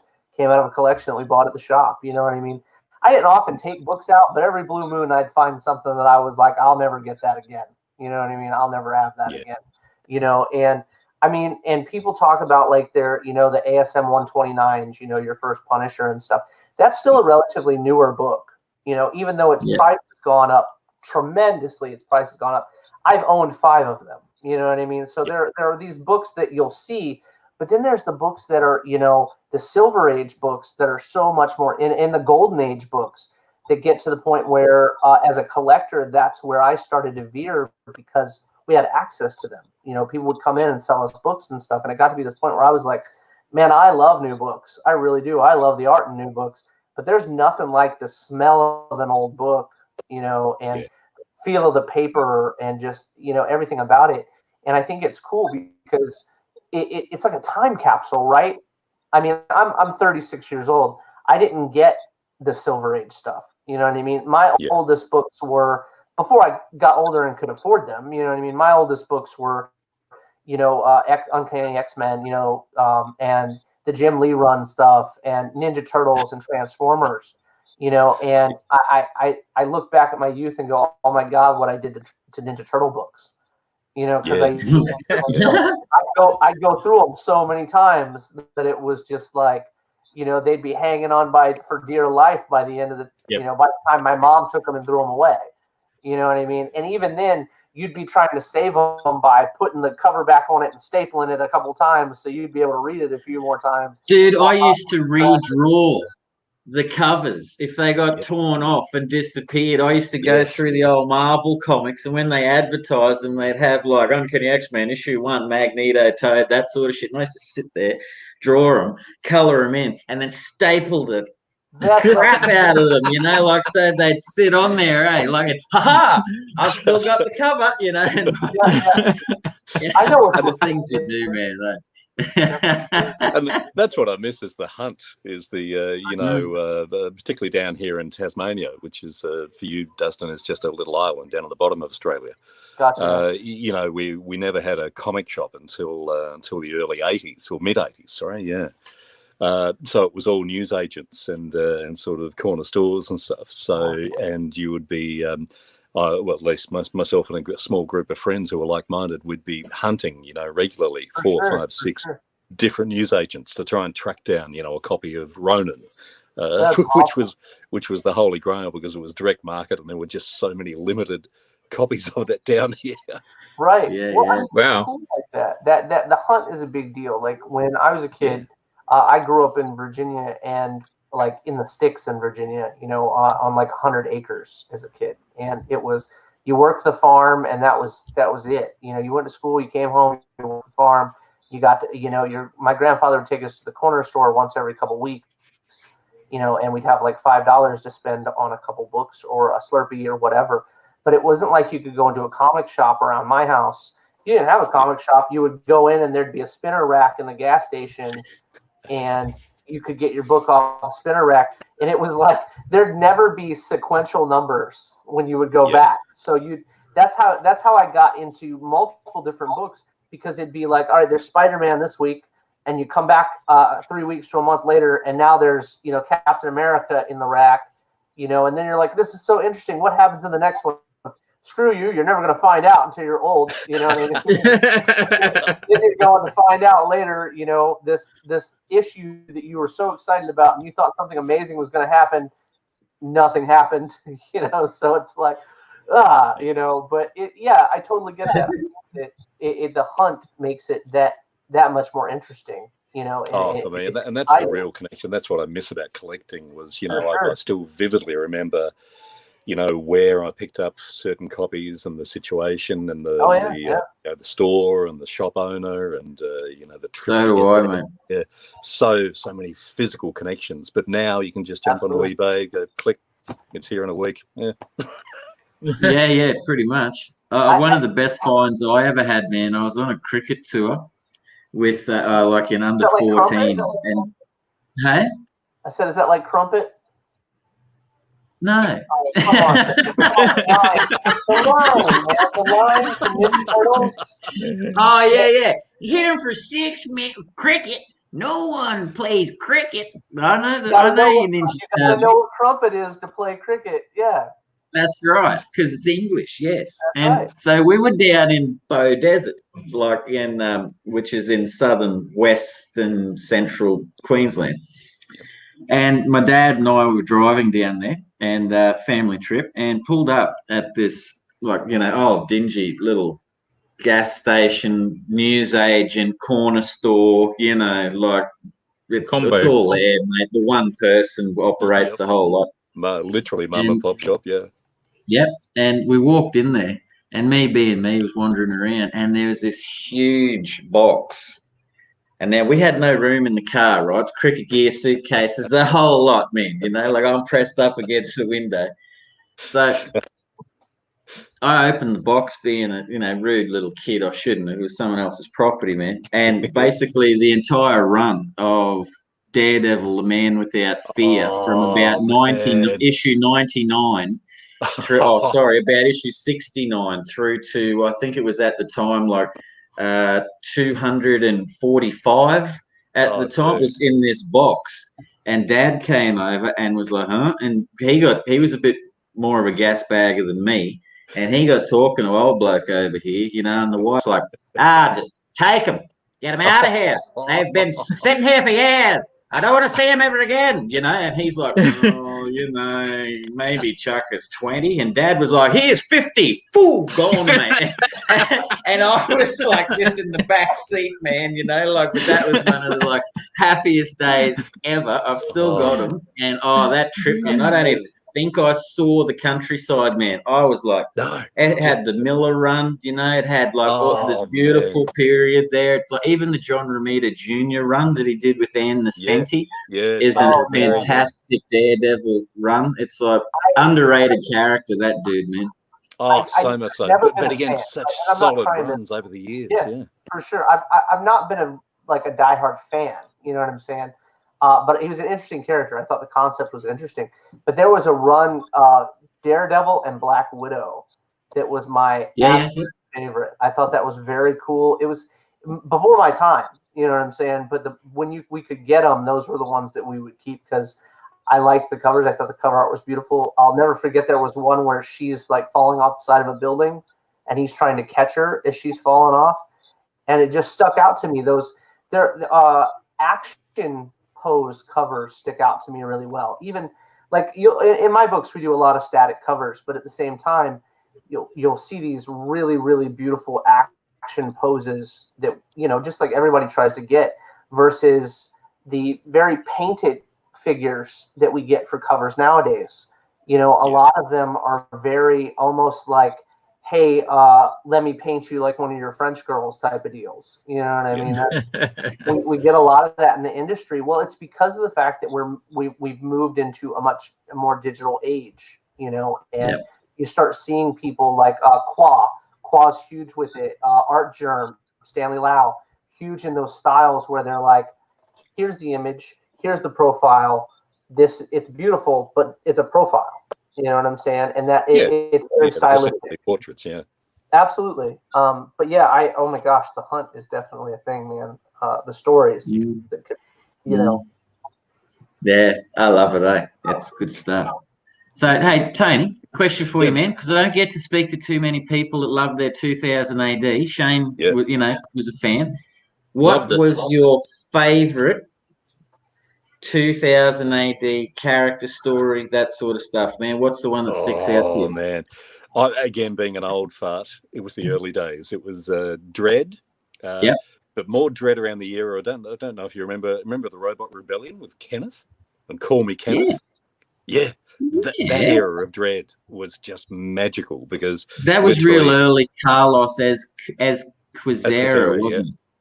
Yeah, and it was this great mix, and it's still there, but I think nowadays they take it a bit more seriously. But back in early 70s, or late 70s, Dread, I should say, it was this amazing mix of incredibly dark humour, ultra violence, and some brilliant comic telling. And in that same vein, there was a Flesh with time-travelling cowboys harvesting dinosaurs. Which was no way, just magical. Oh, that caught Dustin's attention. There's a great little trade they've collected, because I mean they've gone back to the world with that one. That sort of arc initially only lasted maybe 10 or 12 progs, I think, but they've revisited that story over the years. So there's a little trade that collects all the Flesh stories, and that's worth it. And there was a brilliant one, Lee, if you remember, a polar bear called Shaco. It was a female polar bear who was wounded protecting her cub in the Arctic, and she just goes batshit crazy and hunts down all the humans she can find in this Arctic base. And it's I don't remember that. Oh, I don't either. Again, That very need to get it. Yeah, that sounds very fun, early man. days of 2000 AD, and again for a 12-year-old reading this, it was like a Tarantino film. It was amazing. Oh, mate, I used to love going down there weekly and getting it. And, some of the stuff, man, Slaying the Horn God, ABC Warriors. Dude. Man, I'm listening to audiobook of Slain at the moment. 2000 AD, they've done a series of audiobooks, and they've done a few Dread ones, Slain. They've done Halo Jones, they've released recently as well. And they're not bad. Pat Mills is retiring, mate, and he's called it a day. And Simon Bisley is drawing the final Slain the Horned God story. He's come out and he's doing it. Nice. And once it's done, Mills is pulling his characters from 2000 AD because he has just said they will die with me when I retire. So there will be no more Slain. There will be no more ABC Warriors and stuff like that. And I think 2000 AD or Rebellion, as they're known now, are all like, like freaking out, mate, Well, I mean, he is, the British equivalent of Kirby, really, isn't he? He's created the backbone of the British comic industry for decades. He's awesome, man. Super talented, man. But Bad Company was another one with Kano that was awesome. Dustin, get yourself Bad Company, man. Brilliant. 2000 AD, like around here somewhere, and 2001 AD, if I'm not mistaken. I think that's a thing too. But I've got, so you mentioned this book Flesh, and I'll throw you a fun one because I found that very interesting. Is there, not just about my books and not my dinosaur books, but there's a book called Voracious. It came out 7 years ago. It's about this guy that is a chef. He's not making it in New York City. And to be fair, it's probably pretty difficult to make it in New York with all the chefs there. But so he gets this money that's left to him by his uncle that passed away, and he moves out to the middle of BFE nowhere and finds a bunker that was left to him that's like 2 miles outside of this old city. And it's like, when I say old city, I mean like old city. I mean, it's like up to modern standard, but it's still very small. And in the U.S., finding small cities is not the easiest thing in the world anymore. You know what I mean? So But anyway, so it's a smaller city, almost a township, basically. But it's about 2 miles away, and he goes down to the bottom of this bunker. It literally goes miles underground, and he gets to the bottom of it, and it's all like futuristic and stuff, and there's a dive pool. And his thought, and my thought, was that it was a sensory null chamber. Like he would get down there and just lose himself for time periods, you know. And so he gets in it, he puts on the suit and dives in the water, keeps diving down. It just keeps going down. Doesn't find a bottom. Comes out of the water on the other side. And there's dinosaurs in this forest just walking around. So he hires this like mercenary to help him start hunting dinosaurs, and he opens a restaurant selling dinosaur meat. Doesn't tell anyone. As you would. Yeah, and doesn't tell anyone. So he's like opened his own restaurant. So it has two really cool subplots. The government's trying to find out where he's getting all this meat from. He's not paying taxes on it. So the government's like, what's going on? Not only that, though, the very last page, like I said, I'm a fan of those last pages. The last page of one of the books, the early issues, it jumps to a TV screen, and it's got a couple different screens on it, and it shows dinosaurs in suits that are talking about how this murderer has been going to this old folks retirement nudist colony and killing dinosaurs. And I thought it was the greatest thing. It only, to be fair, it only lasted, I don't know, like 10 issues or something, but it was really funny. It was a new concept I thought was cool. That's awesome. Yeah, it was voracious. Yeah, voracious. I sold the shit That's an awesome twist. Hunting that one down. Yeah, Yeah, it's $9.99 for the trade paperback. You know what I mean? It's Nice. a great book to read, Nice. a lot of fun, and it's really interesting how we harken back to older stories. You know what I'm saying? And because it's very hard to find an original story. You know, it really, really is, especially in the indie industry. You know, and I find them very interesting when they do things like that. Like, I look back at Cadillacs and Dinosaurs. You know, I really enjoyed Cadillacs and Dinosaurs. Yeah, Mark Schultz, absolutely. Turok. You know, oh my gosh, I homage Turok like twice in my own book just because I'm a huge fan. But then you go into books like Dinosaurs for Hire, you know, which was a great, great book. A book that I also, for sure. Amazing stuff. I actually, give tribute to that in my book, Babes, Gore, and Dinosaurs, that we're putting out in the next couple months. But it's like I love the anthropomorphic dinosaur character stereotype. I think it's so much fun, and I think everybody that does it differently enough that it's its own original story. So you mentioned a scar in your short story on the character. I find that also really interesting. Right or left eye? Her right. Okay, so I find it interesting as well because we just did a character called Ricky, and we've been showing the promo art for Ricky, and Ricky actually has a scar across his right eye, and he gets it. We'll find later from this crazy like cave group of people. You know, they're not really like cave people because they dwell in like a abandoned factory, but they're like not evolved. You know, so I find that really cool. The scar thing, the backstories behind scars in comic books are so much fun. You know what I mean? Like how they get. And again, it's that visual shorthand, isn't it? Again, trying to compact a story into 8 pages, you want to make sure that each character is immediately recognizable. Absolutely. With a good silhouette or something that draws your attention straight away. Perfect. So the freckles and disfigurations and scars and silhouettes, you've just got to use those. For sure, like if you got that hump, like if you're missing a limb, I mean, everybody knows that's the missing limb character. You know, when we created Ricky, it was like, all right, well, we've got this T-Rex in this group of lots of dinosaurs that are built the same way. So how do you, other than size, how do you differentiate the character? And it was like, okay, well, we're going to make him like a dry blood red, first off, you know, and he's going to stick out in the crowd everywhere he goes, you know, but then you even add the scar because it's like, okay, when you're differentiating that much further, you know, he's the only big red T-Rex looking dude walking around with a scar on his face, you know, and that it's important because when you create a world, you know, and people take it for granted, when we create these worlds, it's easy to forget a character if they don't have something that stands out, that's striking about them. You know, it's you have to bring that character to life in a way, but you have to make it a very personal way to do it. You know, you don't want to just be like, oh yeah, I gave him pink hair. Everybody knows it's the pink hair person. You know what I mean? It does like that. You know, in my opinion. Well, the one you're right, Dustin. But the one thing is that because Fallen's color, isn't it, Tony? From what I've seen, you're doing that in color and stuff. Color, yeah.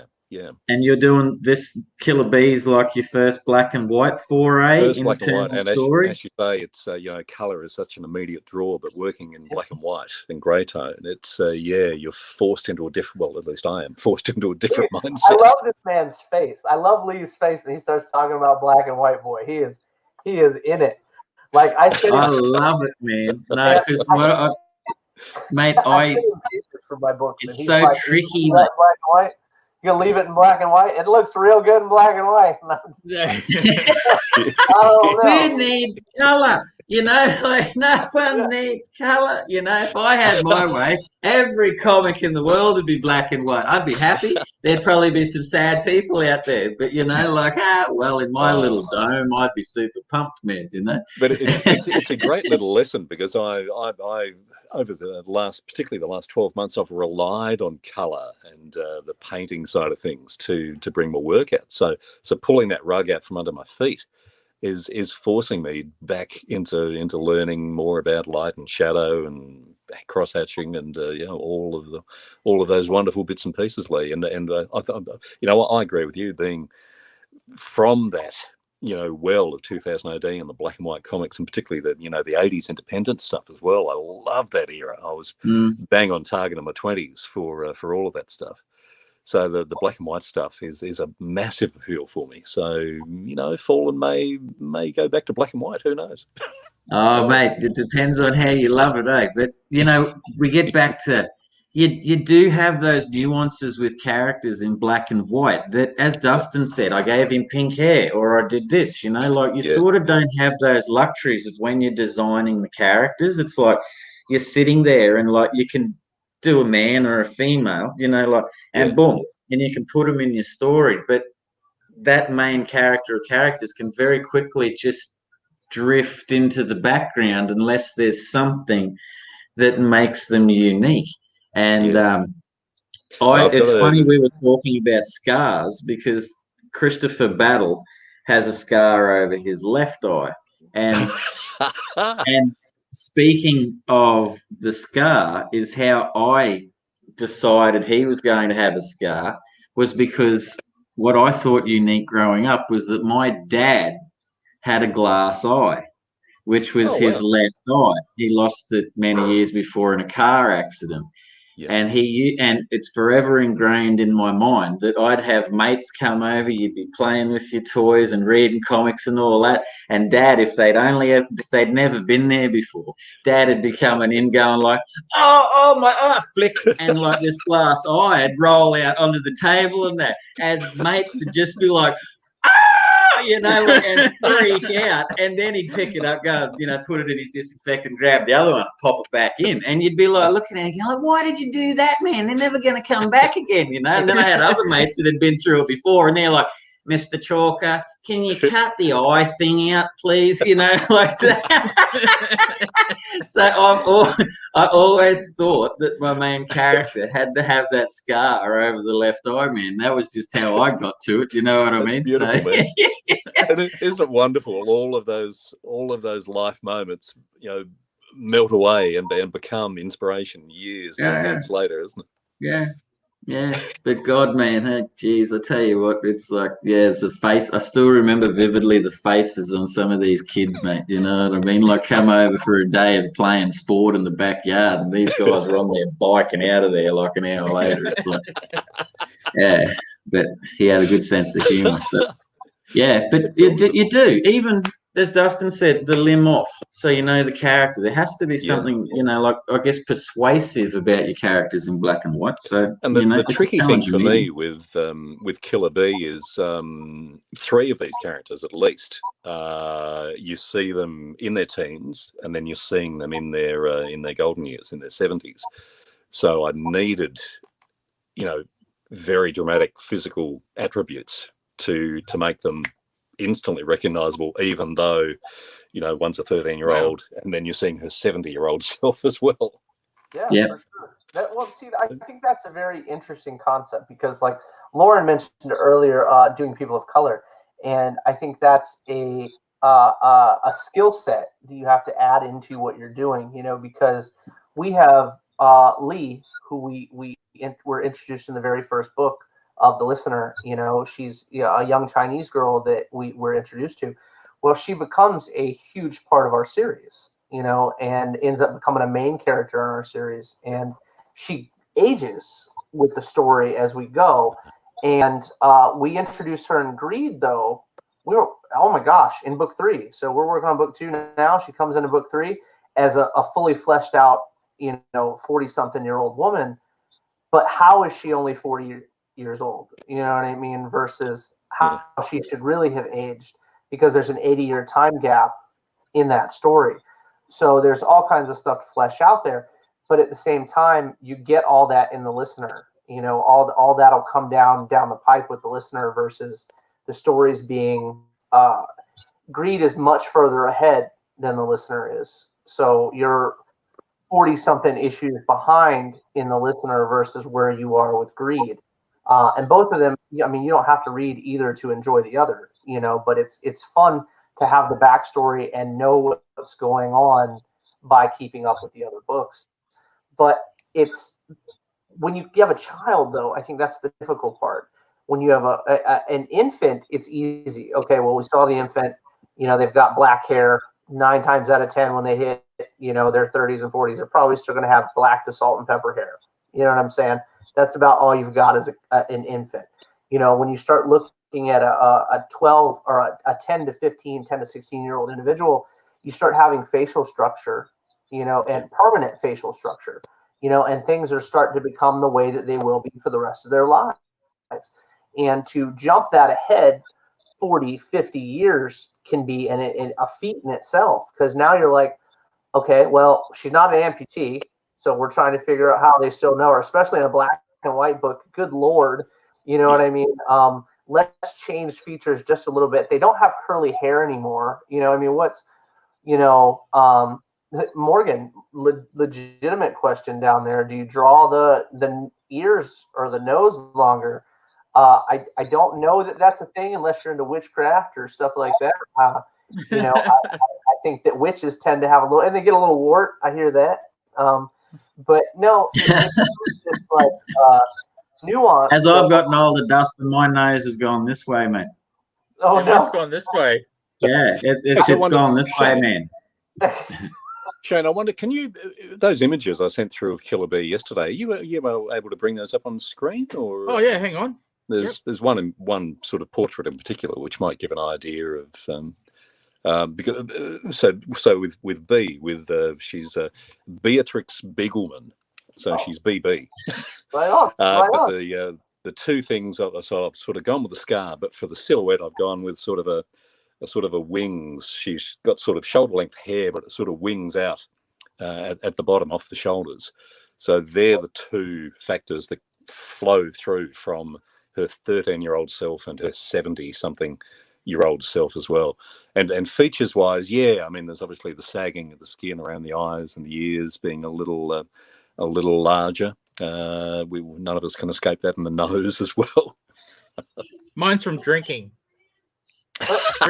Drinking way too much. Apparently, it's very common to get the old blow-up nose from the drinking too much. Definitely, the blood vessels through it as well. Yeah, starting to get those. A lot to do with her putting her finger in her nose. My 10-year-old quit putting your finger in your nose, and I embarrassed her one night. We were out doing something, and I was like, "Get your finger out of your hooter," and she was like, She never even heard it called that before, so we're in the middle of public. Oh, you can't say that. I didn't have my finger in my hood. Really So which funny. one am I boosting up? Oh, actually, if you go to the sort of evolution, my rough sketches of the one sort of third row down, sort of in the middle there, with the white These ones head, here? with the glasses. Yep. Yeah. So this is sort of the evolution of the character. I started out making her a very sort of frumpy, frail, and initially I was going to go with the glasses being the focal feature. But I quickly sort of got away from that, and then I started imagining a much more capable, active, and canny sort of character. So I'm picturing more Helen Mirren.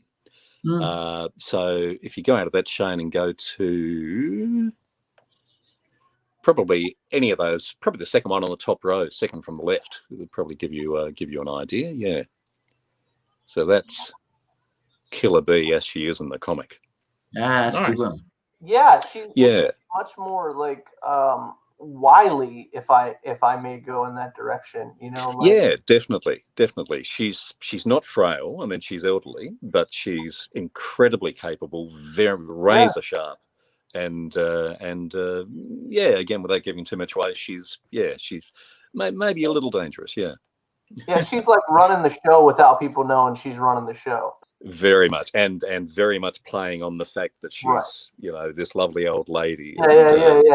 Yeah. Yeah, there's You want to help me across the street? I'm gonna slit your throat when we get across. It's more about the mind games. More about the mind games with her. She's always 2 steps ahead. Yeah. For sure. You can draw, Tony. Cool. Eh? Oh, thanks, Steve. Well, right back at you, man. That stuff you were doing. Particularly Mate. last week. God, you were pumping out pages like a madman. Some of them were a few weeks ago, but I only sort of have periods where I chuck a few of them out, and I've got issue 4 coming out soon, so I'm sort of Battle for Bustle, so I'm sort of ramping up the imagery and stuff like that. So Man, I've got to get those issues off you, man. Yeah. Well, mate, you know where to find me. I tell you what, I'll sort you out, man, after the show. It's all good. I'll send them to you, mate. It's no dilemma at all. So yeah, it's it's good. It's good. I love looking at this stuff. I could sit here watching this stuff for hours, man. This is where I can put up this comment. What's this nonsense about Battle for Bustle 4? Yeah. Hang on, where he's got too many comments just popped up. Marathon. Yes, Marathon. That's right. Oh, thanks, Dave. Cheers, mate. All these black and white images, man, they put me in the mood to look at some pages, man. I'm like, so cool. Like it's really cool. Like, because normally, Shane, like, there's Shane, there's a couple of sort of sequential bits there. If you want to bring some of those, These ones over here. Yeah, sort of start from the second row. So yeah, starting from there, mate. Yeah.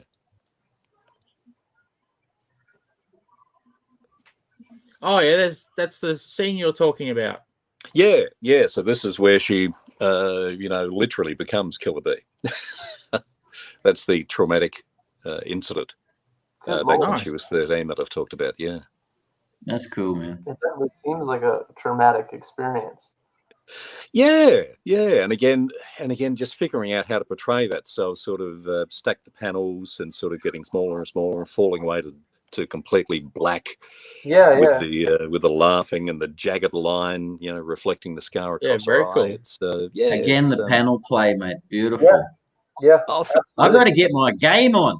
Man, you people on here today are like freaking me out. Like I feel like I've gone back to primary school. no way, man. No You way. guys are like, you're like university.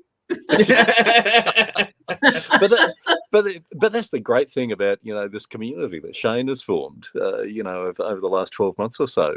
It's great to be able to talk to guys like you and to inspire each other and wanting to better yourself from that. Absolutely, for sure. Oh, Well, mate. it's very prevalent, right? Because when you look at, like, I have 3 different books and they're all 3 different styles. They're all very different.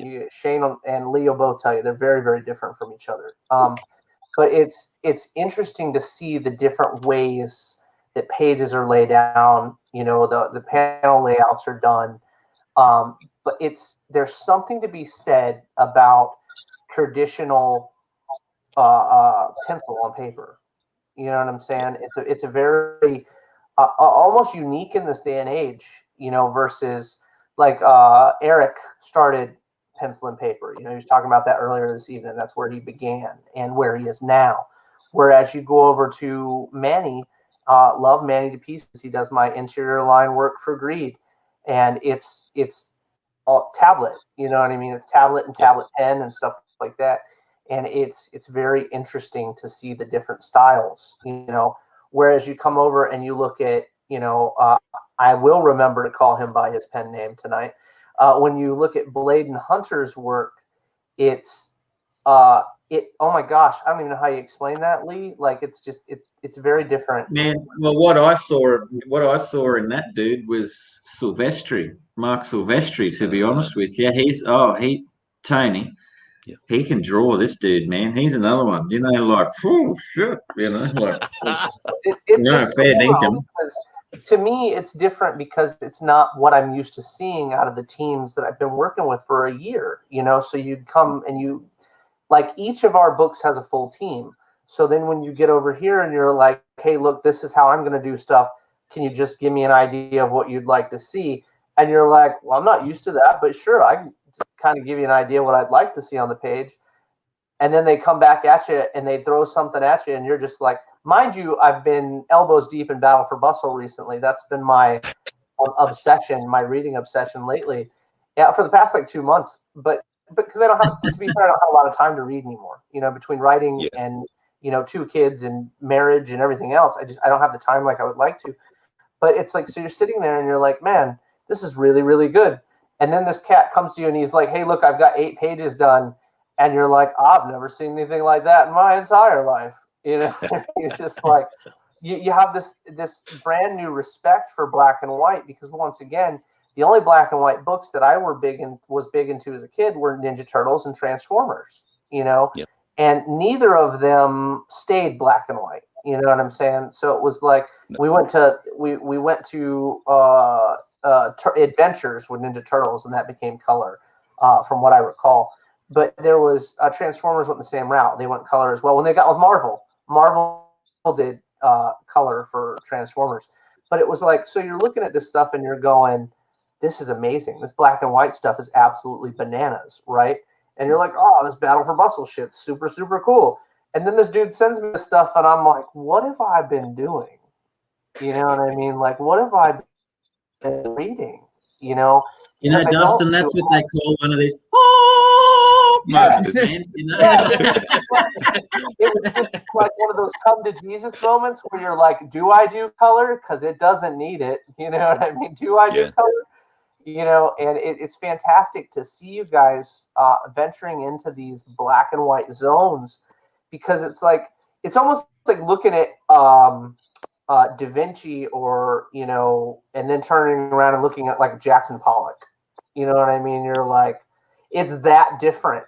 And for those of you guys that are listening or watching from home or wherever you are and are in the industry, look at some black and white stuff and then go look at color stuff next to it. I mean, wow, right? Like, both are equally as beautiful, you know, and you wouldn't realize it. You know, you really don't think about it. Most times you look at it, oh man, is that not done yet? But then you start looking at the nuances and you can start seeing the line work in the black and white, because it has nowhere to hide. It has nowhere to hide. So you're literally looking almost like at this naked imagery that it is what it is. There is no, you know, buffer for it anywhere. There's no lighting effect that's going to make this guy's black and white or his gray look any better. You know, you don't have same thing with this. If you have a team for color, sometimes you have a colorist that'll go in and clean up lines.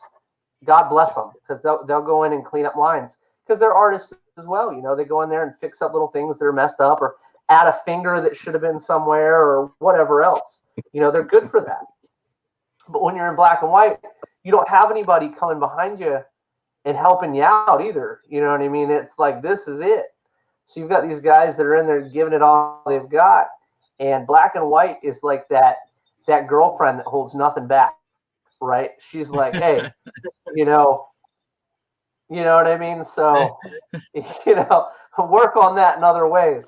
But it's beautiful. The other thing about black and white, Dustin, is when you get to a page, man, and you've got to get to it, and Tony, you might be like feeling this too with some of the imagery in B. You get there, and I've had moments where I'm looking at a blank page. There's my sketch, my thumbnails. I know it's got to go there. Visually, it's in my head. And I get out of the chair and pace for like 20 minutes, man. Do you know what I mean? Because I'm like absolutely freaking out about picking up that pencil and sticking it to the paper, because it's like, it's some scary stuff, man. Yeah, well, mate, you're a lot braver than me, my friend. I'm working digitally, so I've got that safety net to rely on. Lee, you guys watching? Lee is not. He doesn't tell you how hard it really is. He jokes about this whole having to get up and walk around, but he makes it like that. He has so many lines, guys. I've never seen somebody put lines on pages like Lee Chalker. I mean, there are so many. Like you could go in and you could make something simple, right? If Shane was like, I need a simple sketch. For most of us, it's going to be 5 to 10 lines, okay? Even if they're really long lines that we just use. Lee's going in there. He's got 5 to 10. That's 150 to 200 right there. You know what I mean? And originally, I was like, "Oh, that's just an Australian thing." That's not an Australian thing. That's a Lee Chalker thing. So as you look at these pages, oh my God, it's like there's so much depth of field, and that's the best way to explain it. The depth of field is so large. Like there's a page that sold me for Battle for Bustle. He showed it to us when we were looking at the calendar for the first time. And it was literally, dude was looking up at the city, like the entire cityscape. And there were walkways and beautiful ledges and just all these pieces. This is one page. This is not like we're talking splash pages or anything. This is one page that this guy has given you an entire cityscape in one page. And Lee doesn't take shortcuts.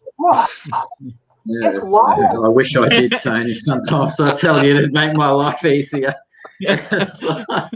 Some of these drawings, mate, I take like, I can be down here for, I've said it to you jokingly before, like I'm lucky that Tamara is my creative partner in all this, and she knows what I'm down here doing and stuff, but there's some days where I think sometimes she's almost as well like, come home, like come out of the granny flat, come back into reality, like, because sometimes you can get trapped in here and man, I can spend hours on a panel, man, like it's such a zen-like state when you're immersed in the work. Time is just completely amorphous, isn't it? Yeah, it is. It's that's my meditation, man. Really, it's some people walk the beach, some people do whatever they've got to do, but like that's my thing. So that's why I just like seeing what other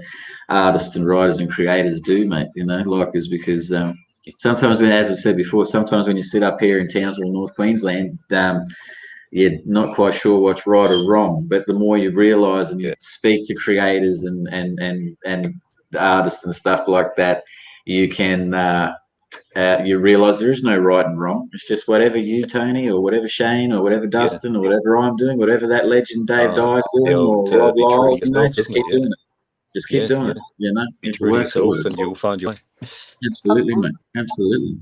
Speaking of lots of work. Oh, Dave, that Hanson piece you did, man, is absolutely phenomenal. Yeah, I loved that, man. When I saw it, we had a good chuckle about that last night because, that character's his own in himself, man. So it's man. Well, that on a t-shirt, man, you would sell like hotcakes. Look at this. I love it. Oh, no way. He is on a t-shirt. Awesome. I love it. Man. I just met Tam and I for like shits and giggles. Just found a little t-shirt company, so sent them off a whole heap of stuff just for ourselves, really. Like, and I parade them around like I'm in the uniform, mate. Go to Woolies, down the shop to get milk, battle for bustle uniform, like. And some of them are pretty crazy, like, and you do get looks and stuff. I've been pulled up a couple of times, once or twice, and asked about them things. I got one the hustle for bustle. That's right. I joke about the everybody hustling thing with him and bustle all the time. But I have a promo for BGD coming out that my buddy is doing, and it's going to sound real weird unless you know me. So anyway, it's the T-Rex. You know how everybody talks about the T-Rex and the short arms, right? Yep. So you see those little ones where he's got the pincher thing, okay? He's got to make his arms longer, right? So I had a buddy do one of those for me, and it's got a T-Rex head on the end of it. So you can see a little T-Rex arm and a little pinchy thing on the end. And then there is a, for lack of a better word, boob right here. And it's like trying to reach it with the little pinchy mouth. And my buddy was like, you're gonna do it a silhouette, right? Because nobody's gonna wear the t-shirt unless it's a silhouette. And I was like, no, I don't know. Maybe. We'll see. But I'm excited about it. It'll be a lot of fun. I got a lot of promos coming out right now. I mean, 3 different books, 3 different styles, 3 different groups of people you're marketing toward, so it's like hey, talking about that, Shane, an idea for you for maybe we'll keep it for noir. What if we have a special issue where the 4 creators or 4 creative teams are all given the same premise? So we get 4 different interpretations of the same premise, just as a one-off. That'd be interesting. I like that. That's a really cool idea. I like doing that the covers as well. We do the versus covers. And Tony, so, I'd love to thank you for putting me on the spot live. Thanks. It's my pleasure. So that's a pretty good idea, though. Like it's very interesting to see like 4 different artists do their thing on the script. I think it'd be a really interesting study, and how all of the teams, and no sort of cross communication for those months when they're working on it. So you get 4 very different interpretations and artistic styles of this one core idea. I think it could be interesting. Yeah. That'd be really cool. That could be a lot of fun too with covers as well, because nowadays variant covers are a big deal. Like we put 5 to 8 out per book, and it's like, if you take this team to give them the same cover, everybody gets the same cover, concept, and then you have each team do that. That's really interesting. I think there's another fun way to do that is new now, not new, but more so new now than it was when we were younger. We had wraparound covers, and then they'd buy 2 copies, one to put the back in the front, and then they'd have the other one, and they'd put them next to each other so they could see what's happening. Nowadays, they do connecting covers very frequently. How cool would it be to have each team do a portion for a connecting cover variant? That'd be pretty cool. Did a fun one. That'd be wicked, yeah. They did a really fun one with The Walking Dead years ago, where each cover was a portion of the bat, and when you had all of it together, it looked like Negan's bat. Yeah. Lucille. So it looked like Lucille all the way across the 7 or 8 issues that they put together, and it was just really, really cool looking. Those Givent covers do really well, I think. And I've tried to steer. When I first started, I steered so far clear of that. Like I didn't want anything to do with the gimmick cover, because I was that starry-eyed, I want to sell my book on its merit type of deal. You know what I mean? I still feel like that a lot, but my book speaks for itself once people get it. I'm okay with that, but it's like getting it to people. So gimmick covers are fun. I've got an idea for a glow-in-the-dark greed cover. You know what I mean? I've got some, and that'll be fun. I think for the concept of that particular book, it'd be fun, and there's all kinds of little nuances. I'm looking at a lenticular cover right now, and I'm trying to figure out how to get a lenticular cover done but not what DC's done recently. DC did these little squares that are lenticular. Not really a fan of that. I'd like to do the entire cover lenticular. My printer also put us on black variant of black virgin variants, which was really cool. So instead of having like the white one you go on there and you draw on, they're jet black. So you're using like neon colors and stuff like that versus your regular type of color. I think that's a lot of fun. And they're very popular over here right now, especially at shows. Like when you're going to a show and you get somebody to do a sketch or something. I mean, you're making $50 to $200 on a sketch. You know, some of the guys are making more than that. You know, so I mean, stuff like that's really cool. If you can take something to an artist, and this is for you guys that are, you know, buying books. If you can take something to an artist and you want a remark done on it, or you want a sketch cover done, take somebody something new. Take them something they haven't seen before that they can whip out that big old marker case that you know they carry with them. So they can pull that big old case out and do colors that they have been sitting in there brand new since they got the case. You know what I mean? Get them, you know, doing something cool for you. One-ons, you know, something no one will ever have. You know, you've got that cool piece. But yeah, it's exciting. You guys can do all kinds of fun stuff. Shane, when we get to talking shortly, I've got all kinds of cool ideas that I didn't do that I would have liked to have done. And I will, you know, just because printing with you guys, it's still going to be, it's considered a second print or a third print or a fourth print, whatever. You know what I mean? Yep. But I feel like it'd be cool to do different covers. So it's incentivization for people to pick up, you know, the other covers from you guys versus just picking them up over here. So you'd have like your Australian virgin variants, you know, your Australian this, your Australian that, whatever. But it'd be ComX this, ComX that, you know. And here I am putting Shane on the spot live too, not trying to, just being honest in conversation. You know what I mean? Make it work. Yeah, because I haven't got enough to do. Yeah. Put more on that man's plate. I'm for that. Yeah. Cool. Well, speaking of covers, oh sorry, you're good. I was going to say, speaking of covers, I was going to say the concept that we have with Presents is actually, nice. If I can find the arrow. Oh, thanks. Is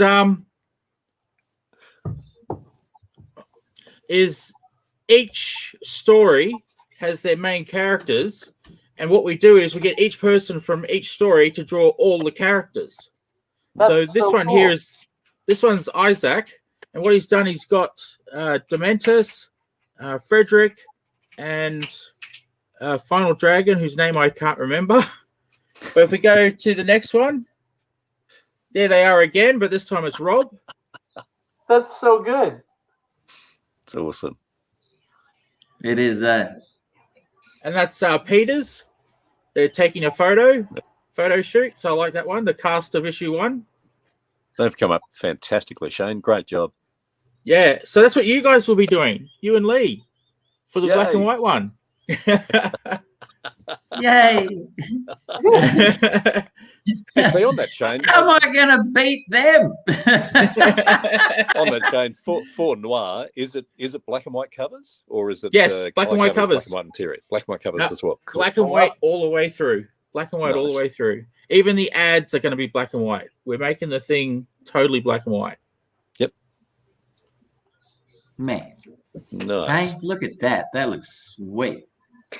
I'm freaking out now. No, like I'm totally freaking out. It's like, in my Zen-like mode. No, it's like. So who do we need to see? We got Tony. You've got your references in. I've sent my references to Shane. We've got Dave Dyer's references. So we need Duncan Prenavicius's references. Yes, and I'm really looking forward to seeing everyone's interpretation of Ben Kitty. Actually, to be honest, yeah, I must admit, I was sort of a bit hesitant about mine because it's just going to be 4 interpretations of an old age pensioner. So I'm not giving you guys a lot to work with. No, she's got the scar. Well, there'll be quite a match. Well, I mean, if we go back to that one. Because they don't actually, in this one, they're all karate experts, which they aren't in Yeah, their good point, individual yeah. comics. So it's your own it's your interpretation of the characters as they fit with your story. So actually, that's a good point. That I'd be really interested in to see Lee's interpretation of a Battle for Bustle / marathon interpretation of B. That's a really good point, Dan. Yeah. Yeah, I'm really looking forward to seeing yours as well. You guys, so that'll be cool. I'll give it a good old crack, mate. Don't you worry about that. Oh, you'll do superbly. You got nothing to worry about there. I will smash it. I'm going to cut out, guys. It's always a pleasure hanging out with you guys on Fridays for me. So much fun. It was really nice to meet you, Mr. Menzie. Had a pleasure. Indeed. Right back at you, my friend.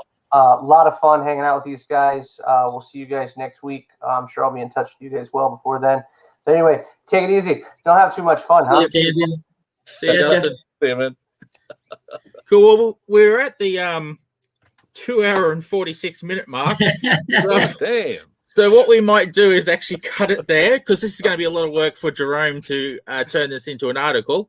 So just for you, Jerome, if you're still watching, Jerome, just for you, I'm going to stop it. I'm going to stop it here just for you. And yeah, thanks, Tony, for coming on. It's been a real pleasure chatting with you. Thanks again, Lee, for co-hosting with me. And we'll cut thank it you there. to Lauren, and thank you to Erick as well out there in the world. Yep. And thank you, everyone watching. It was a real pleasure. And everyone have a great day. Awesome.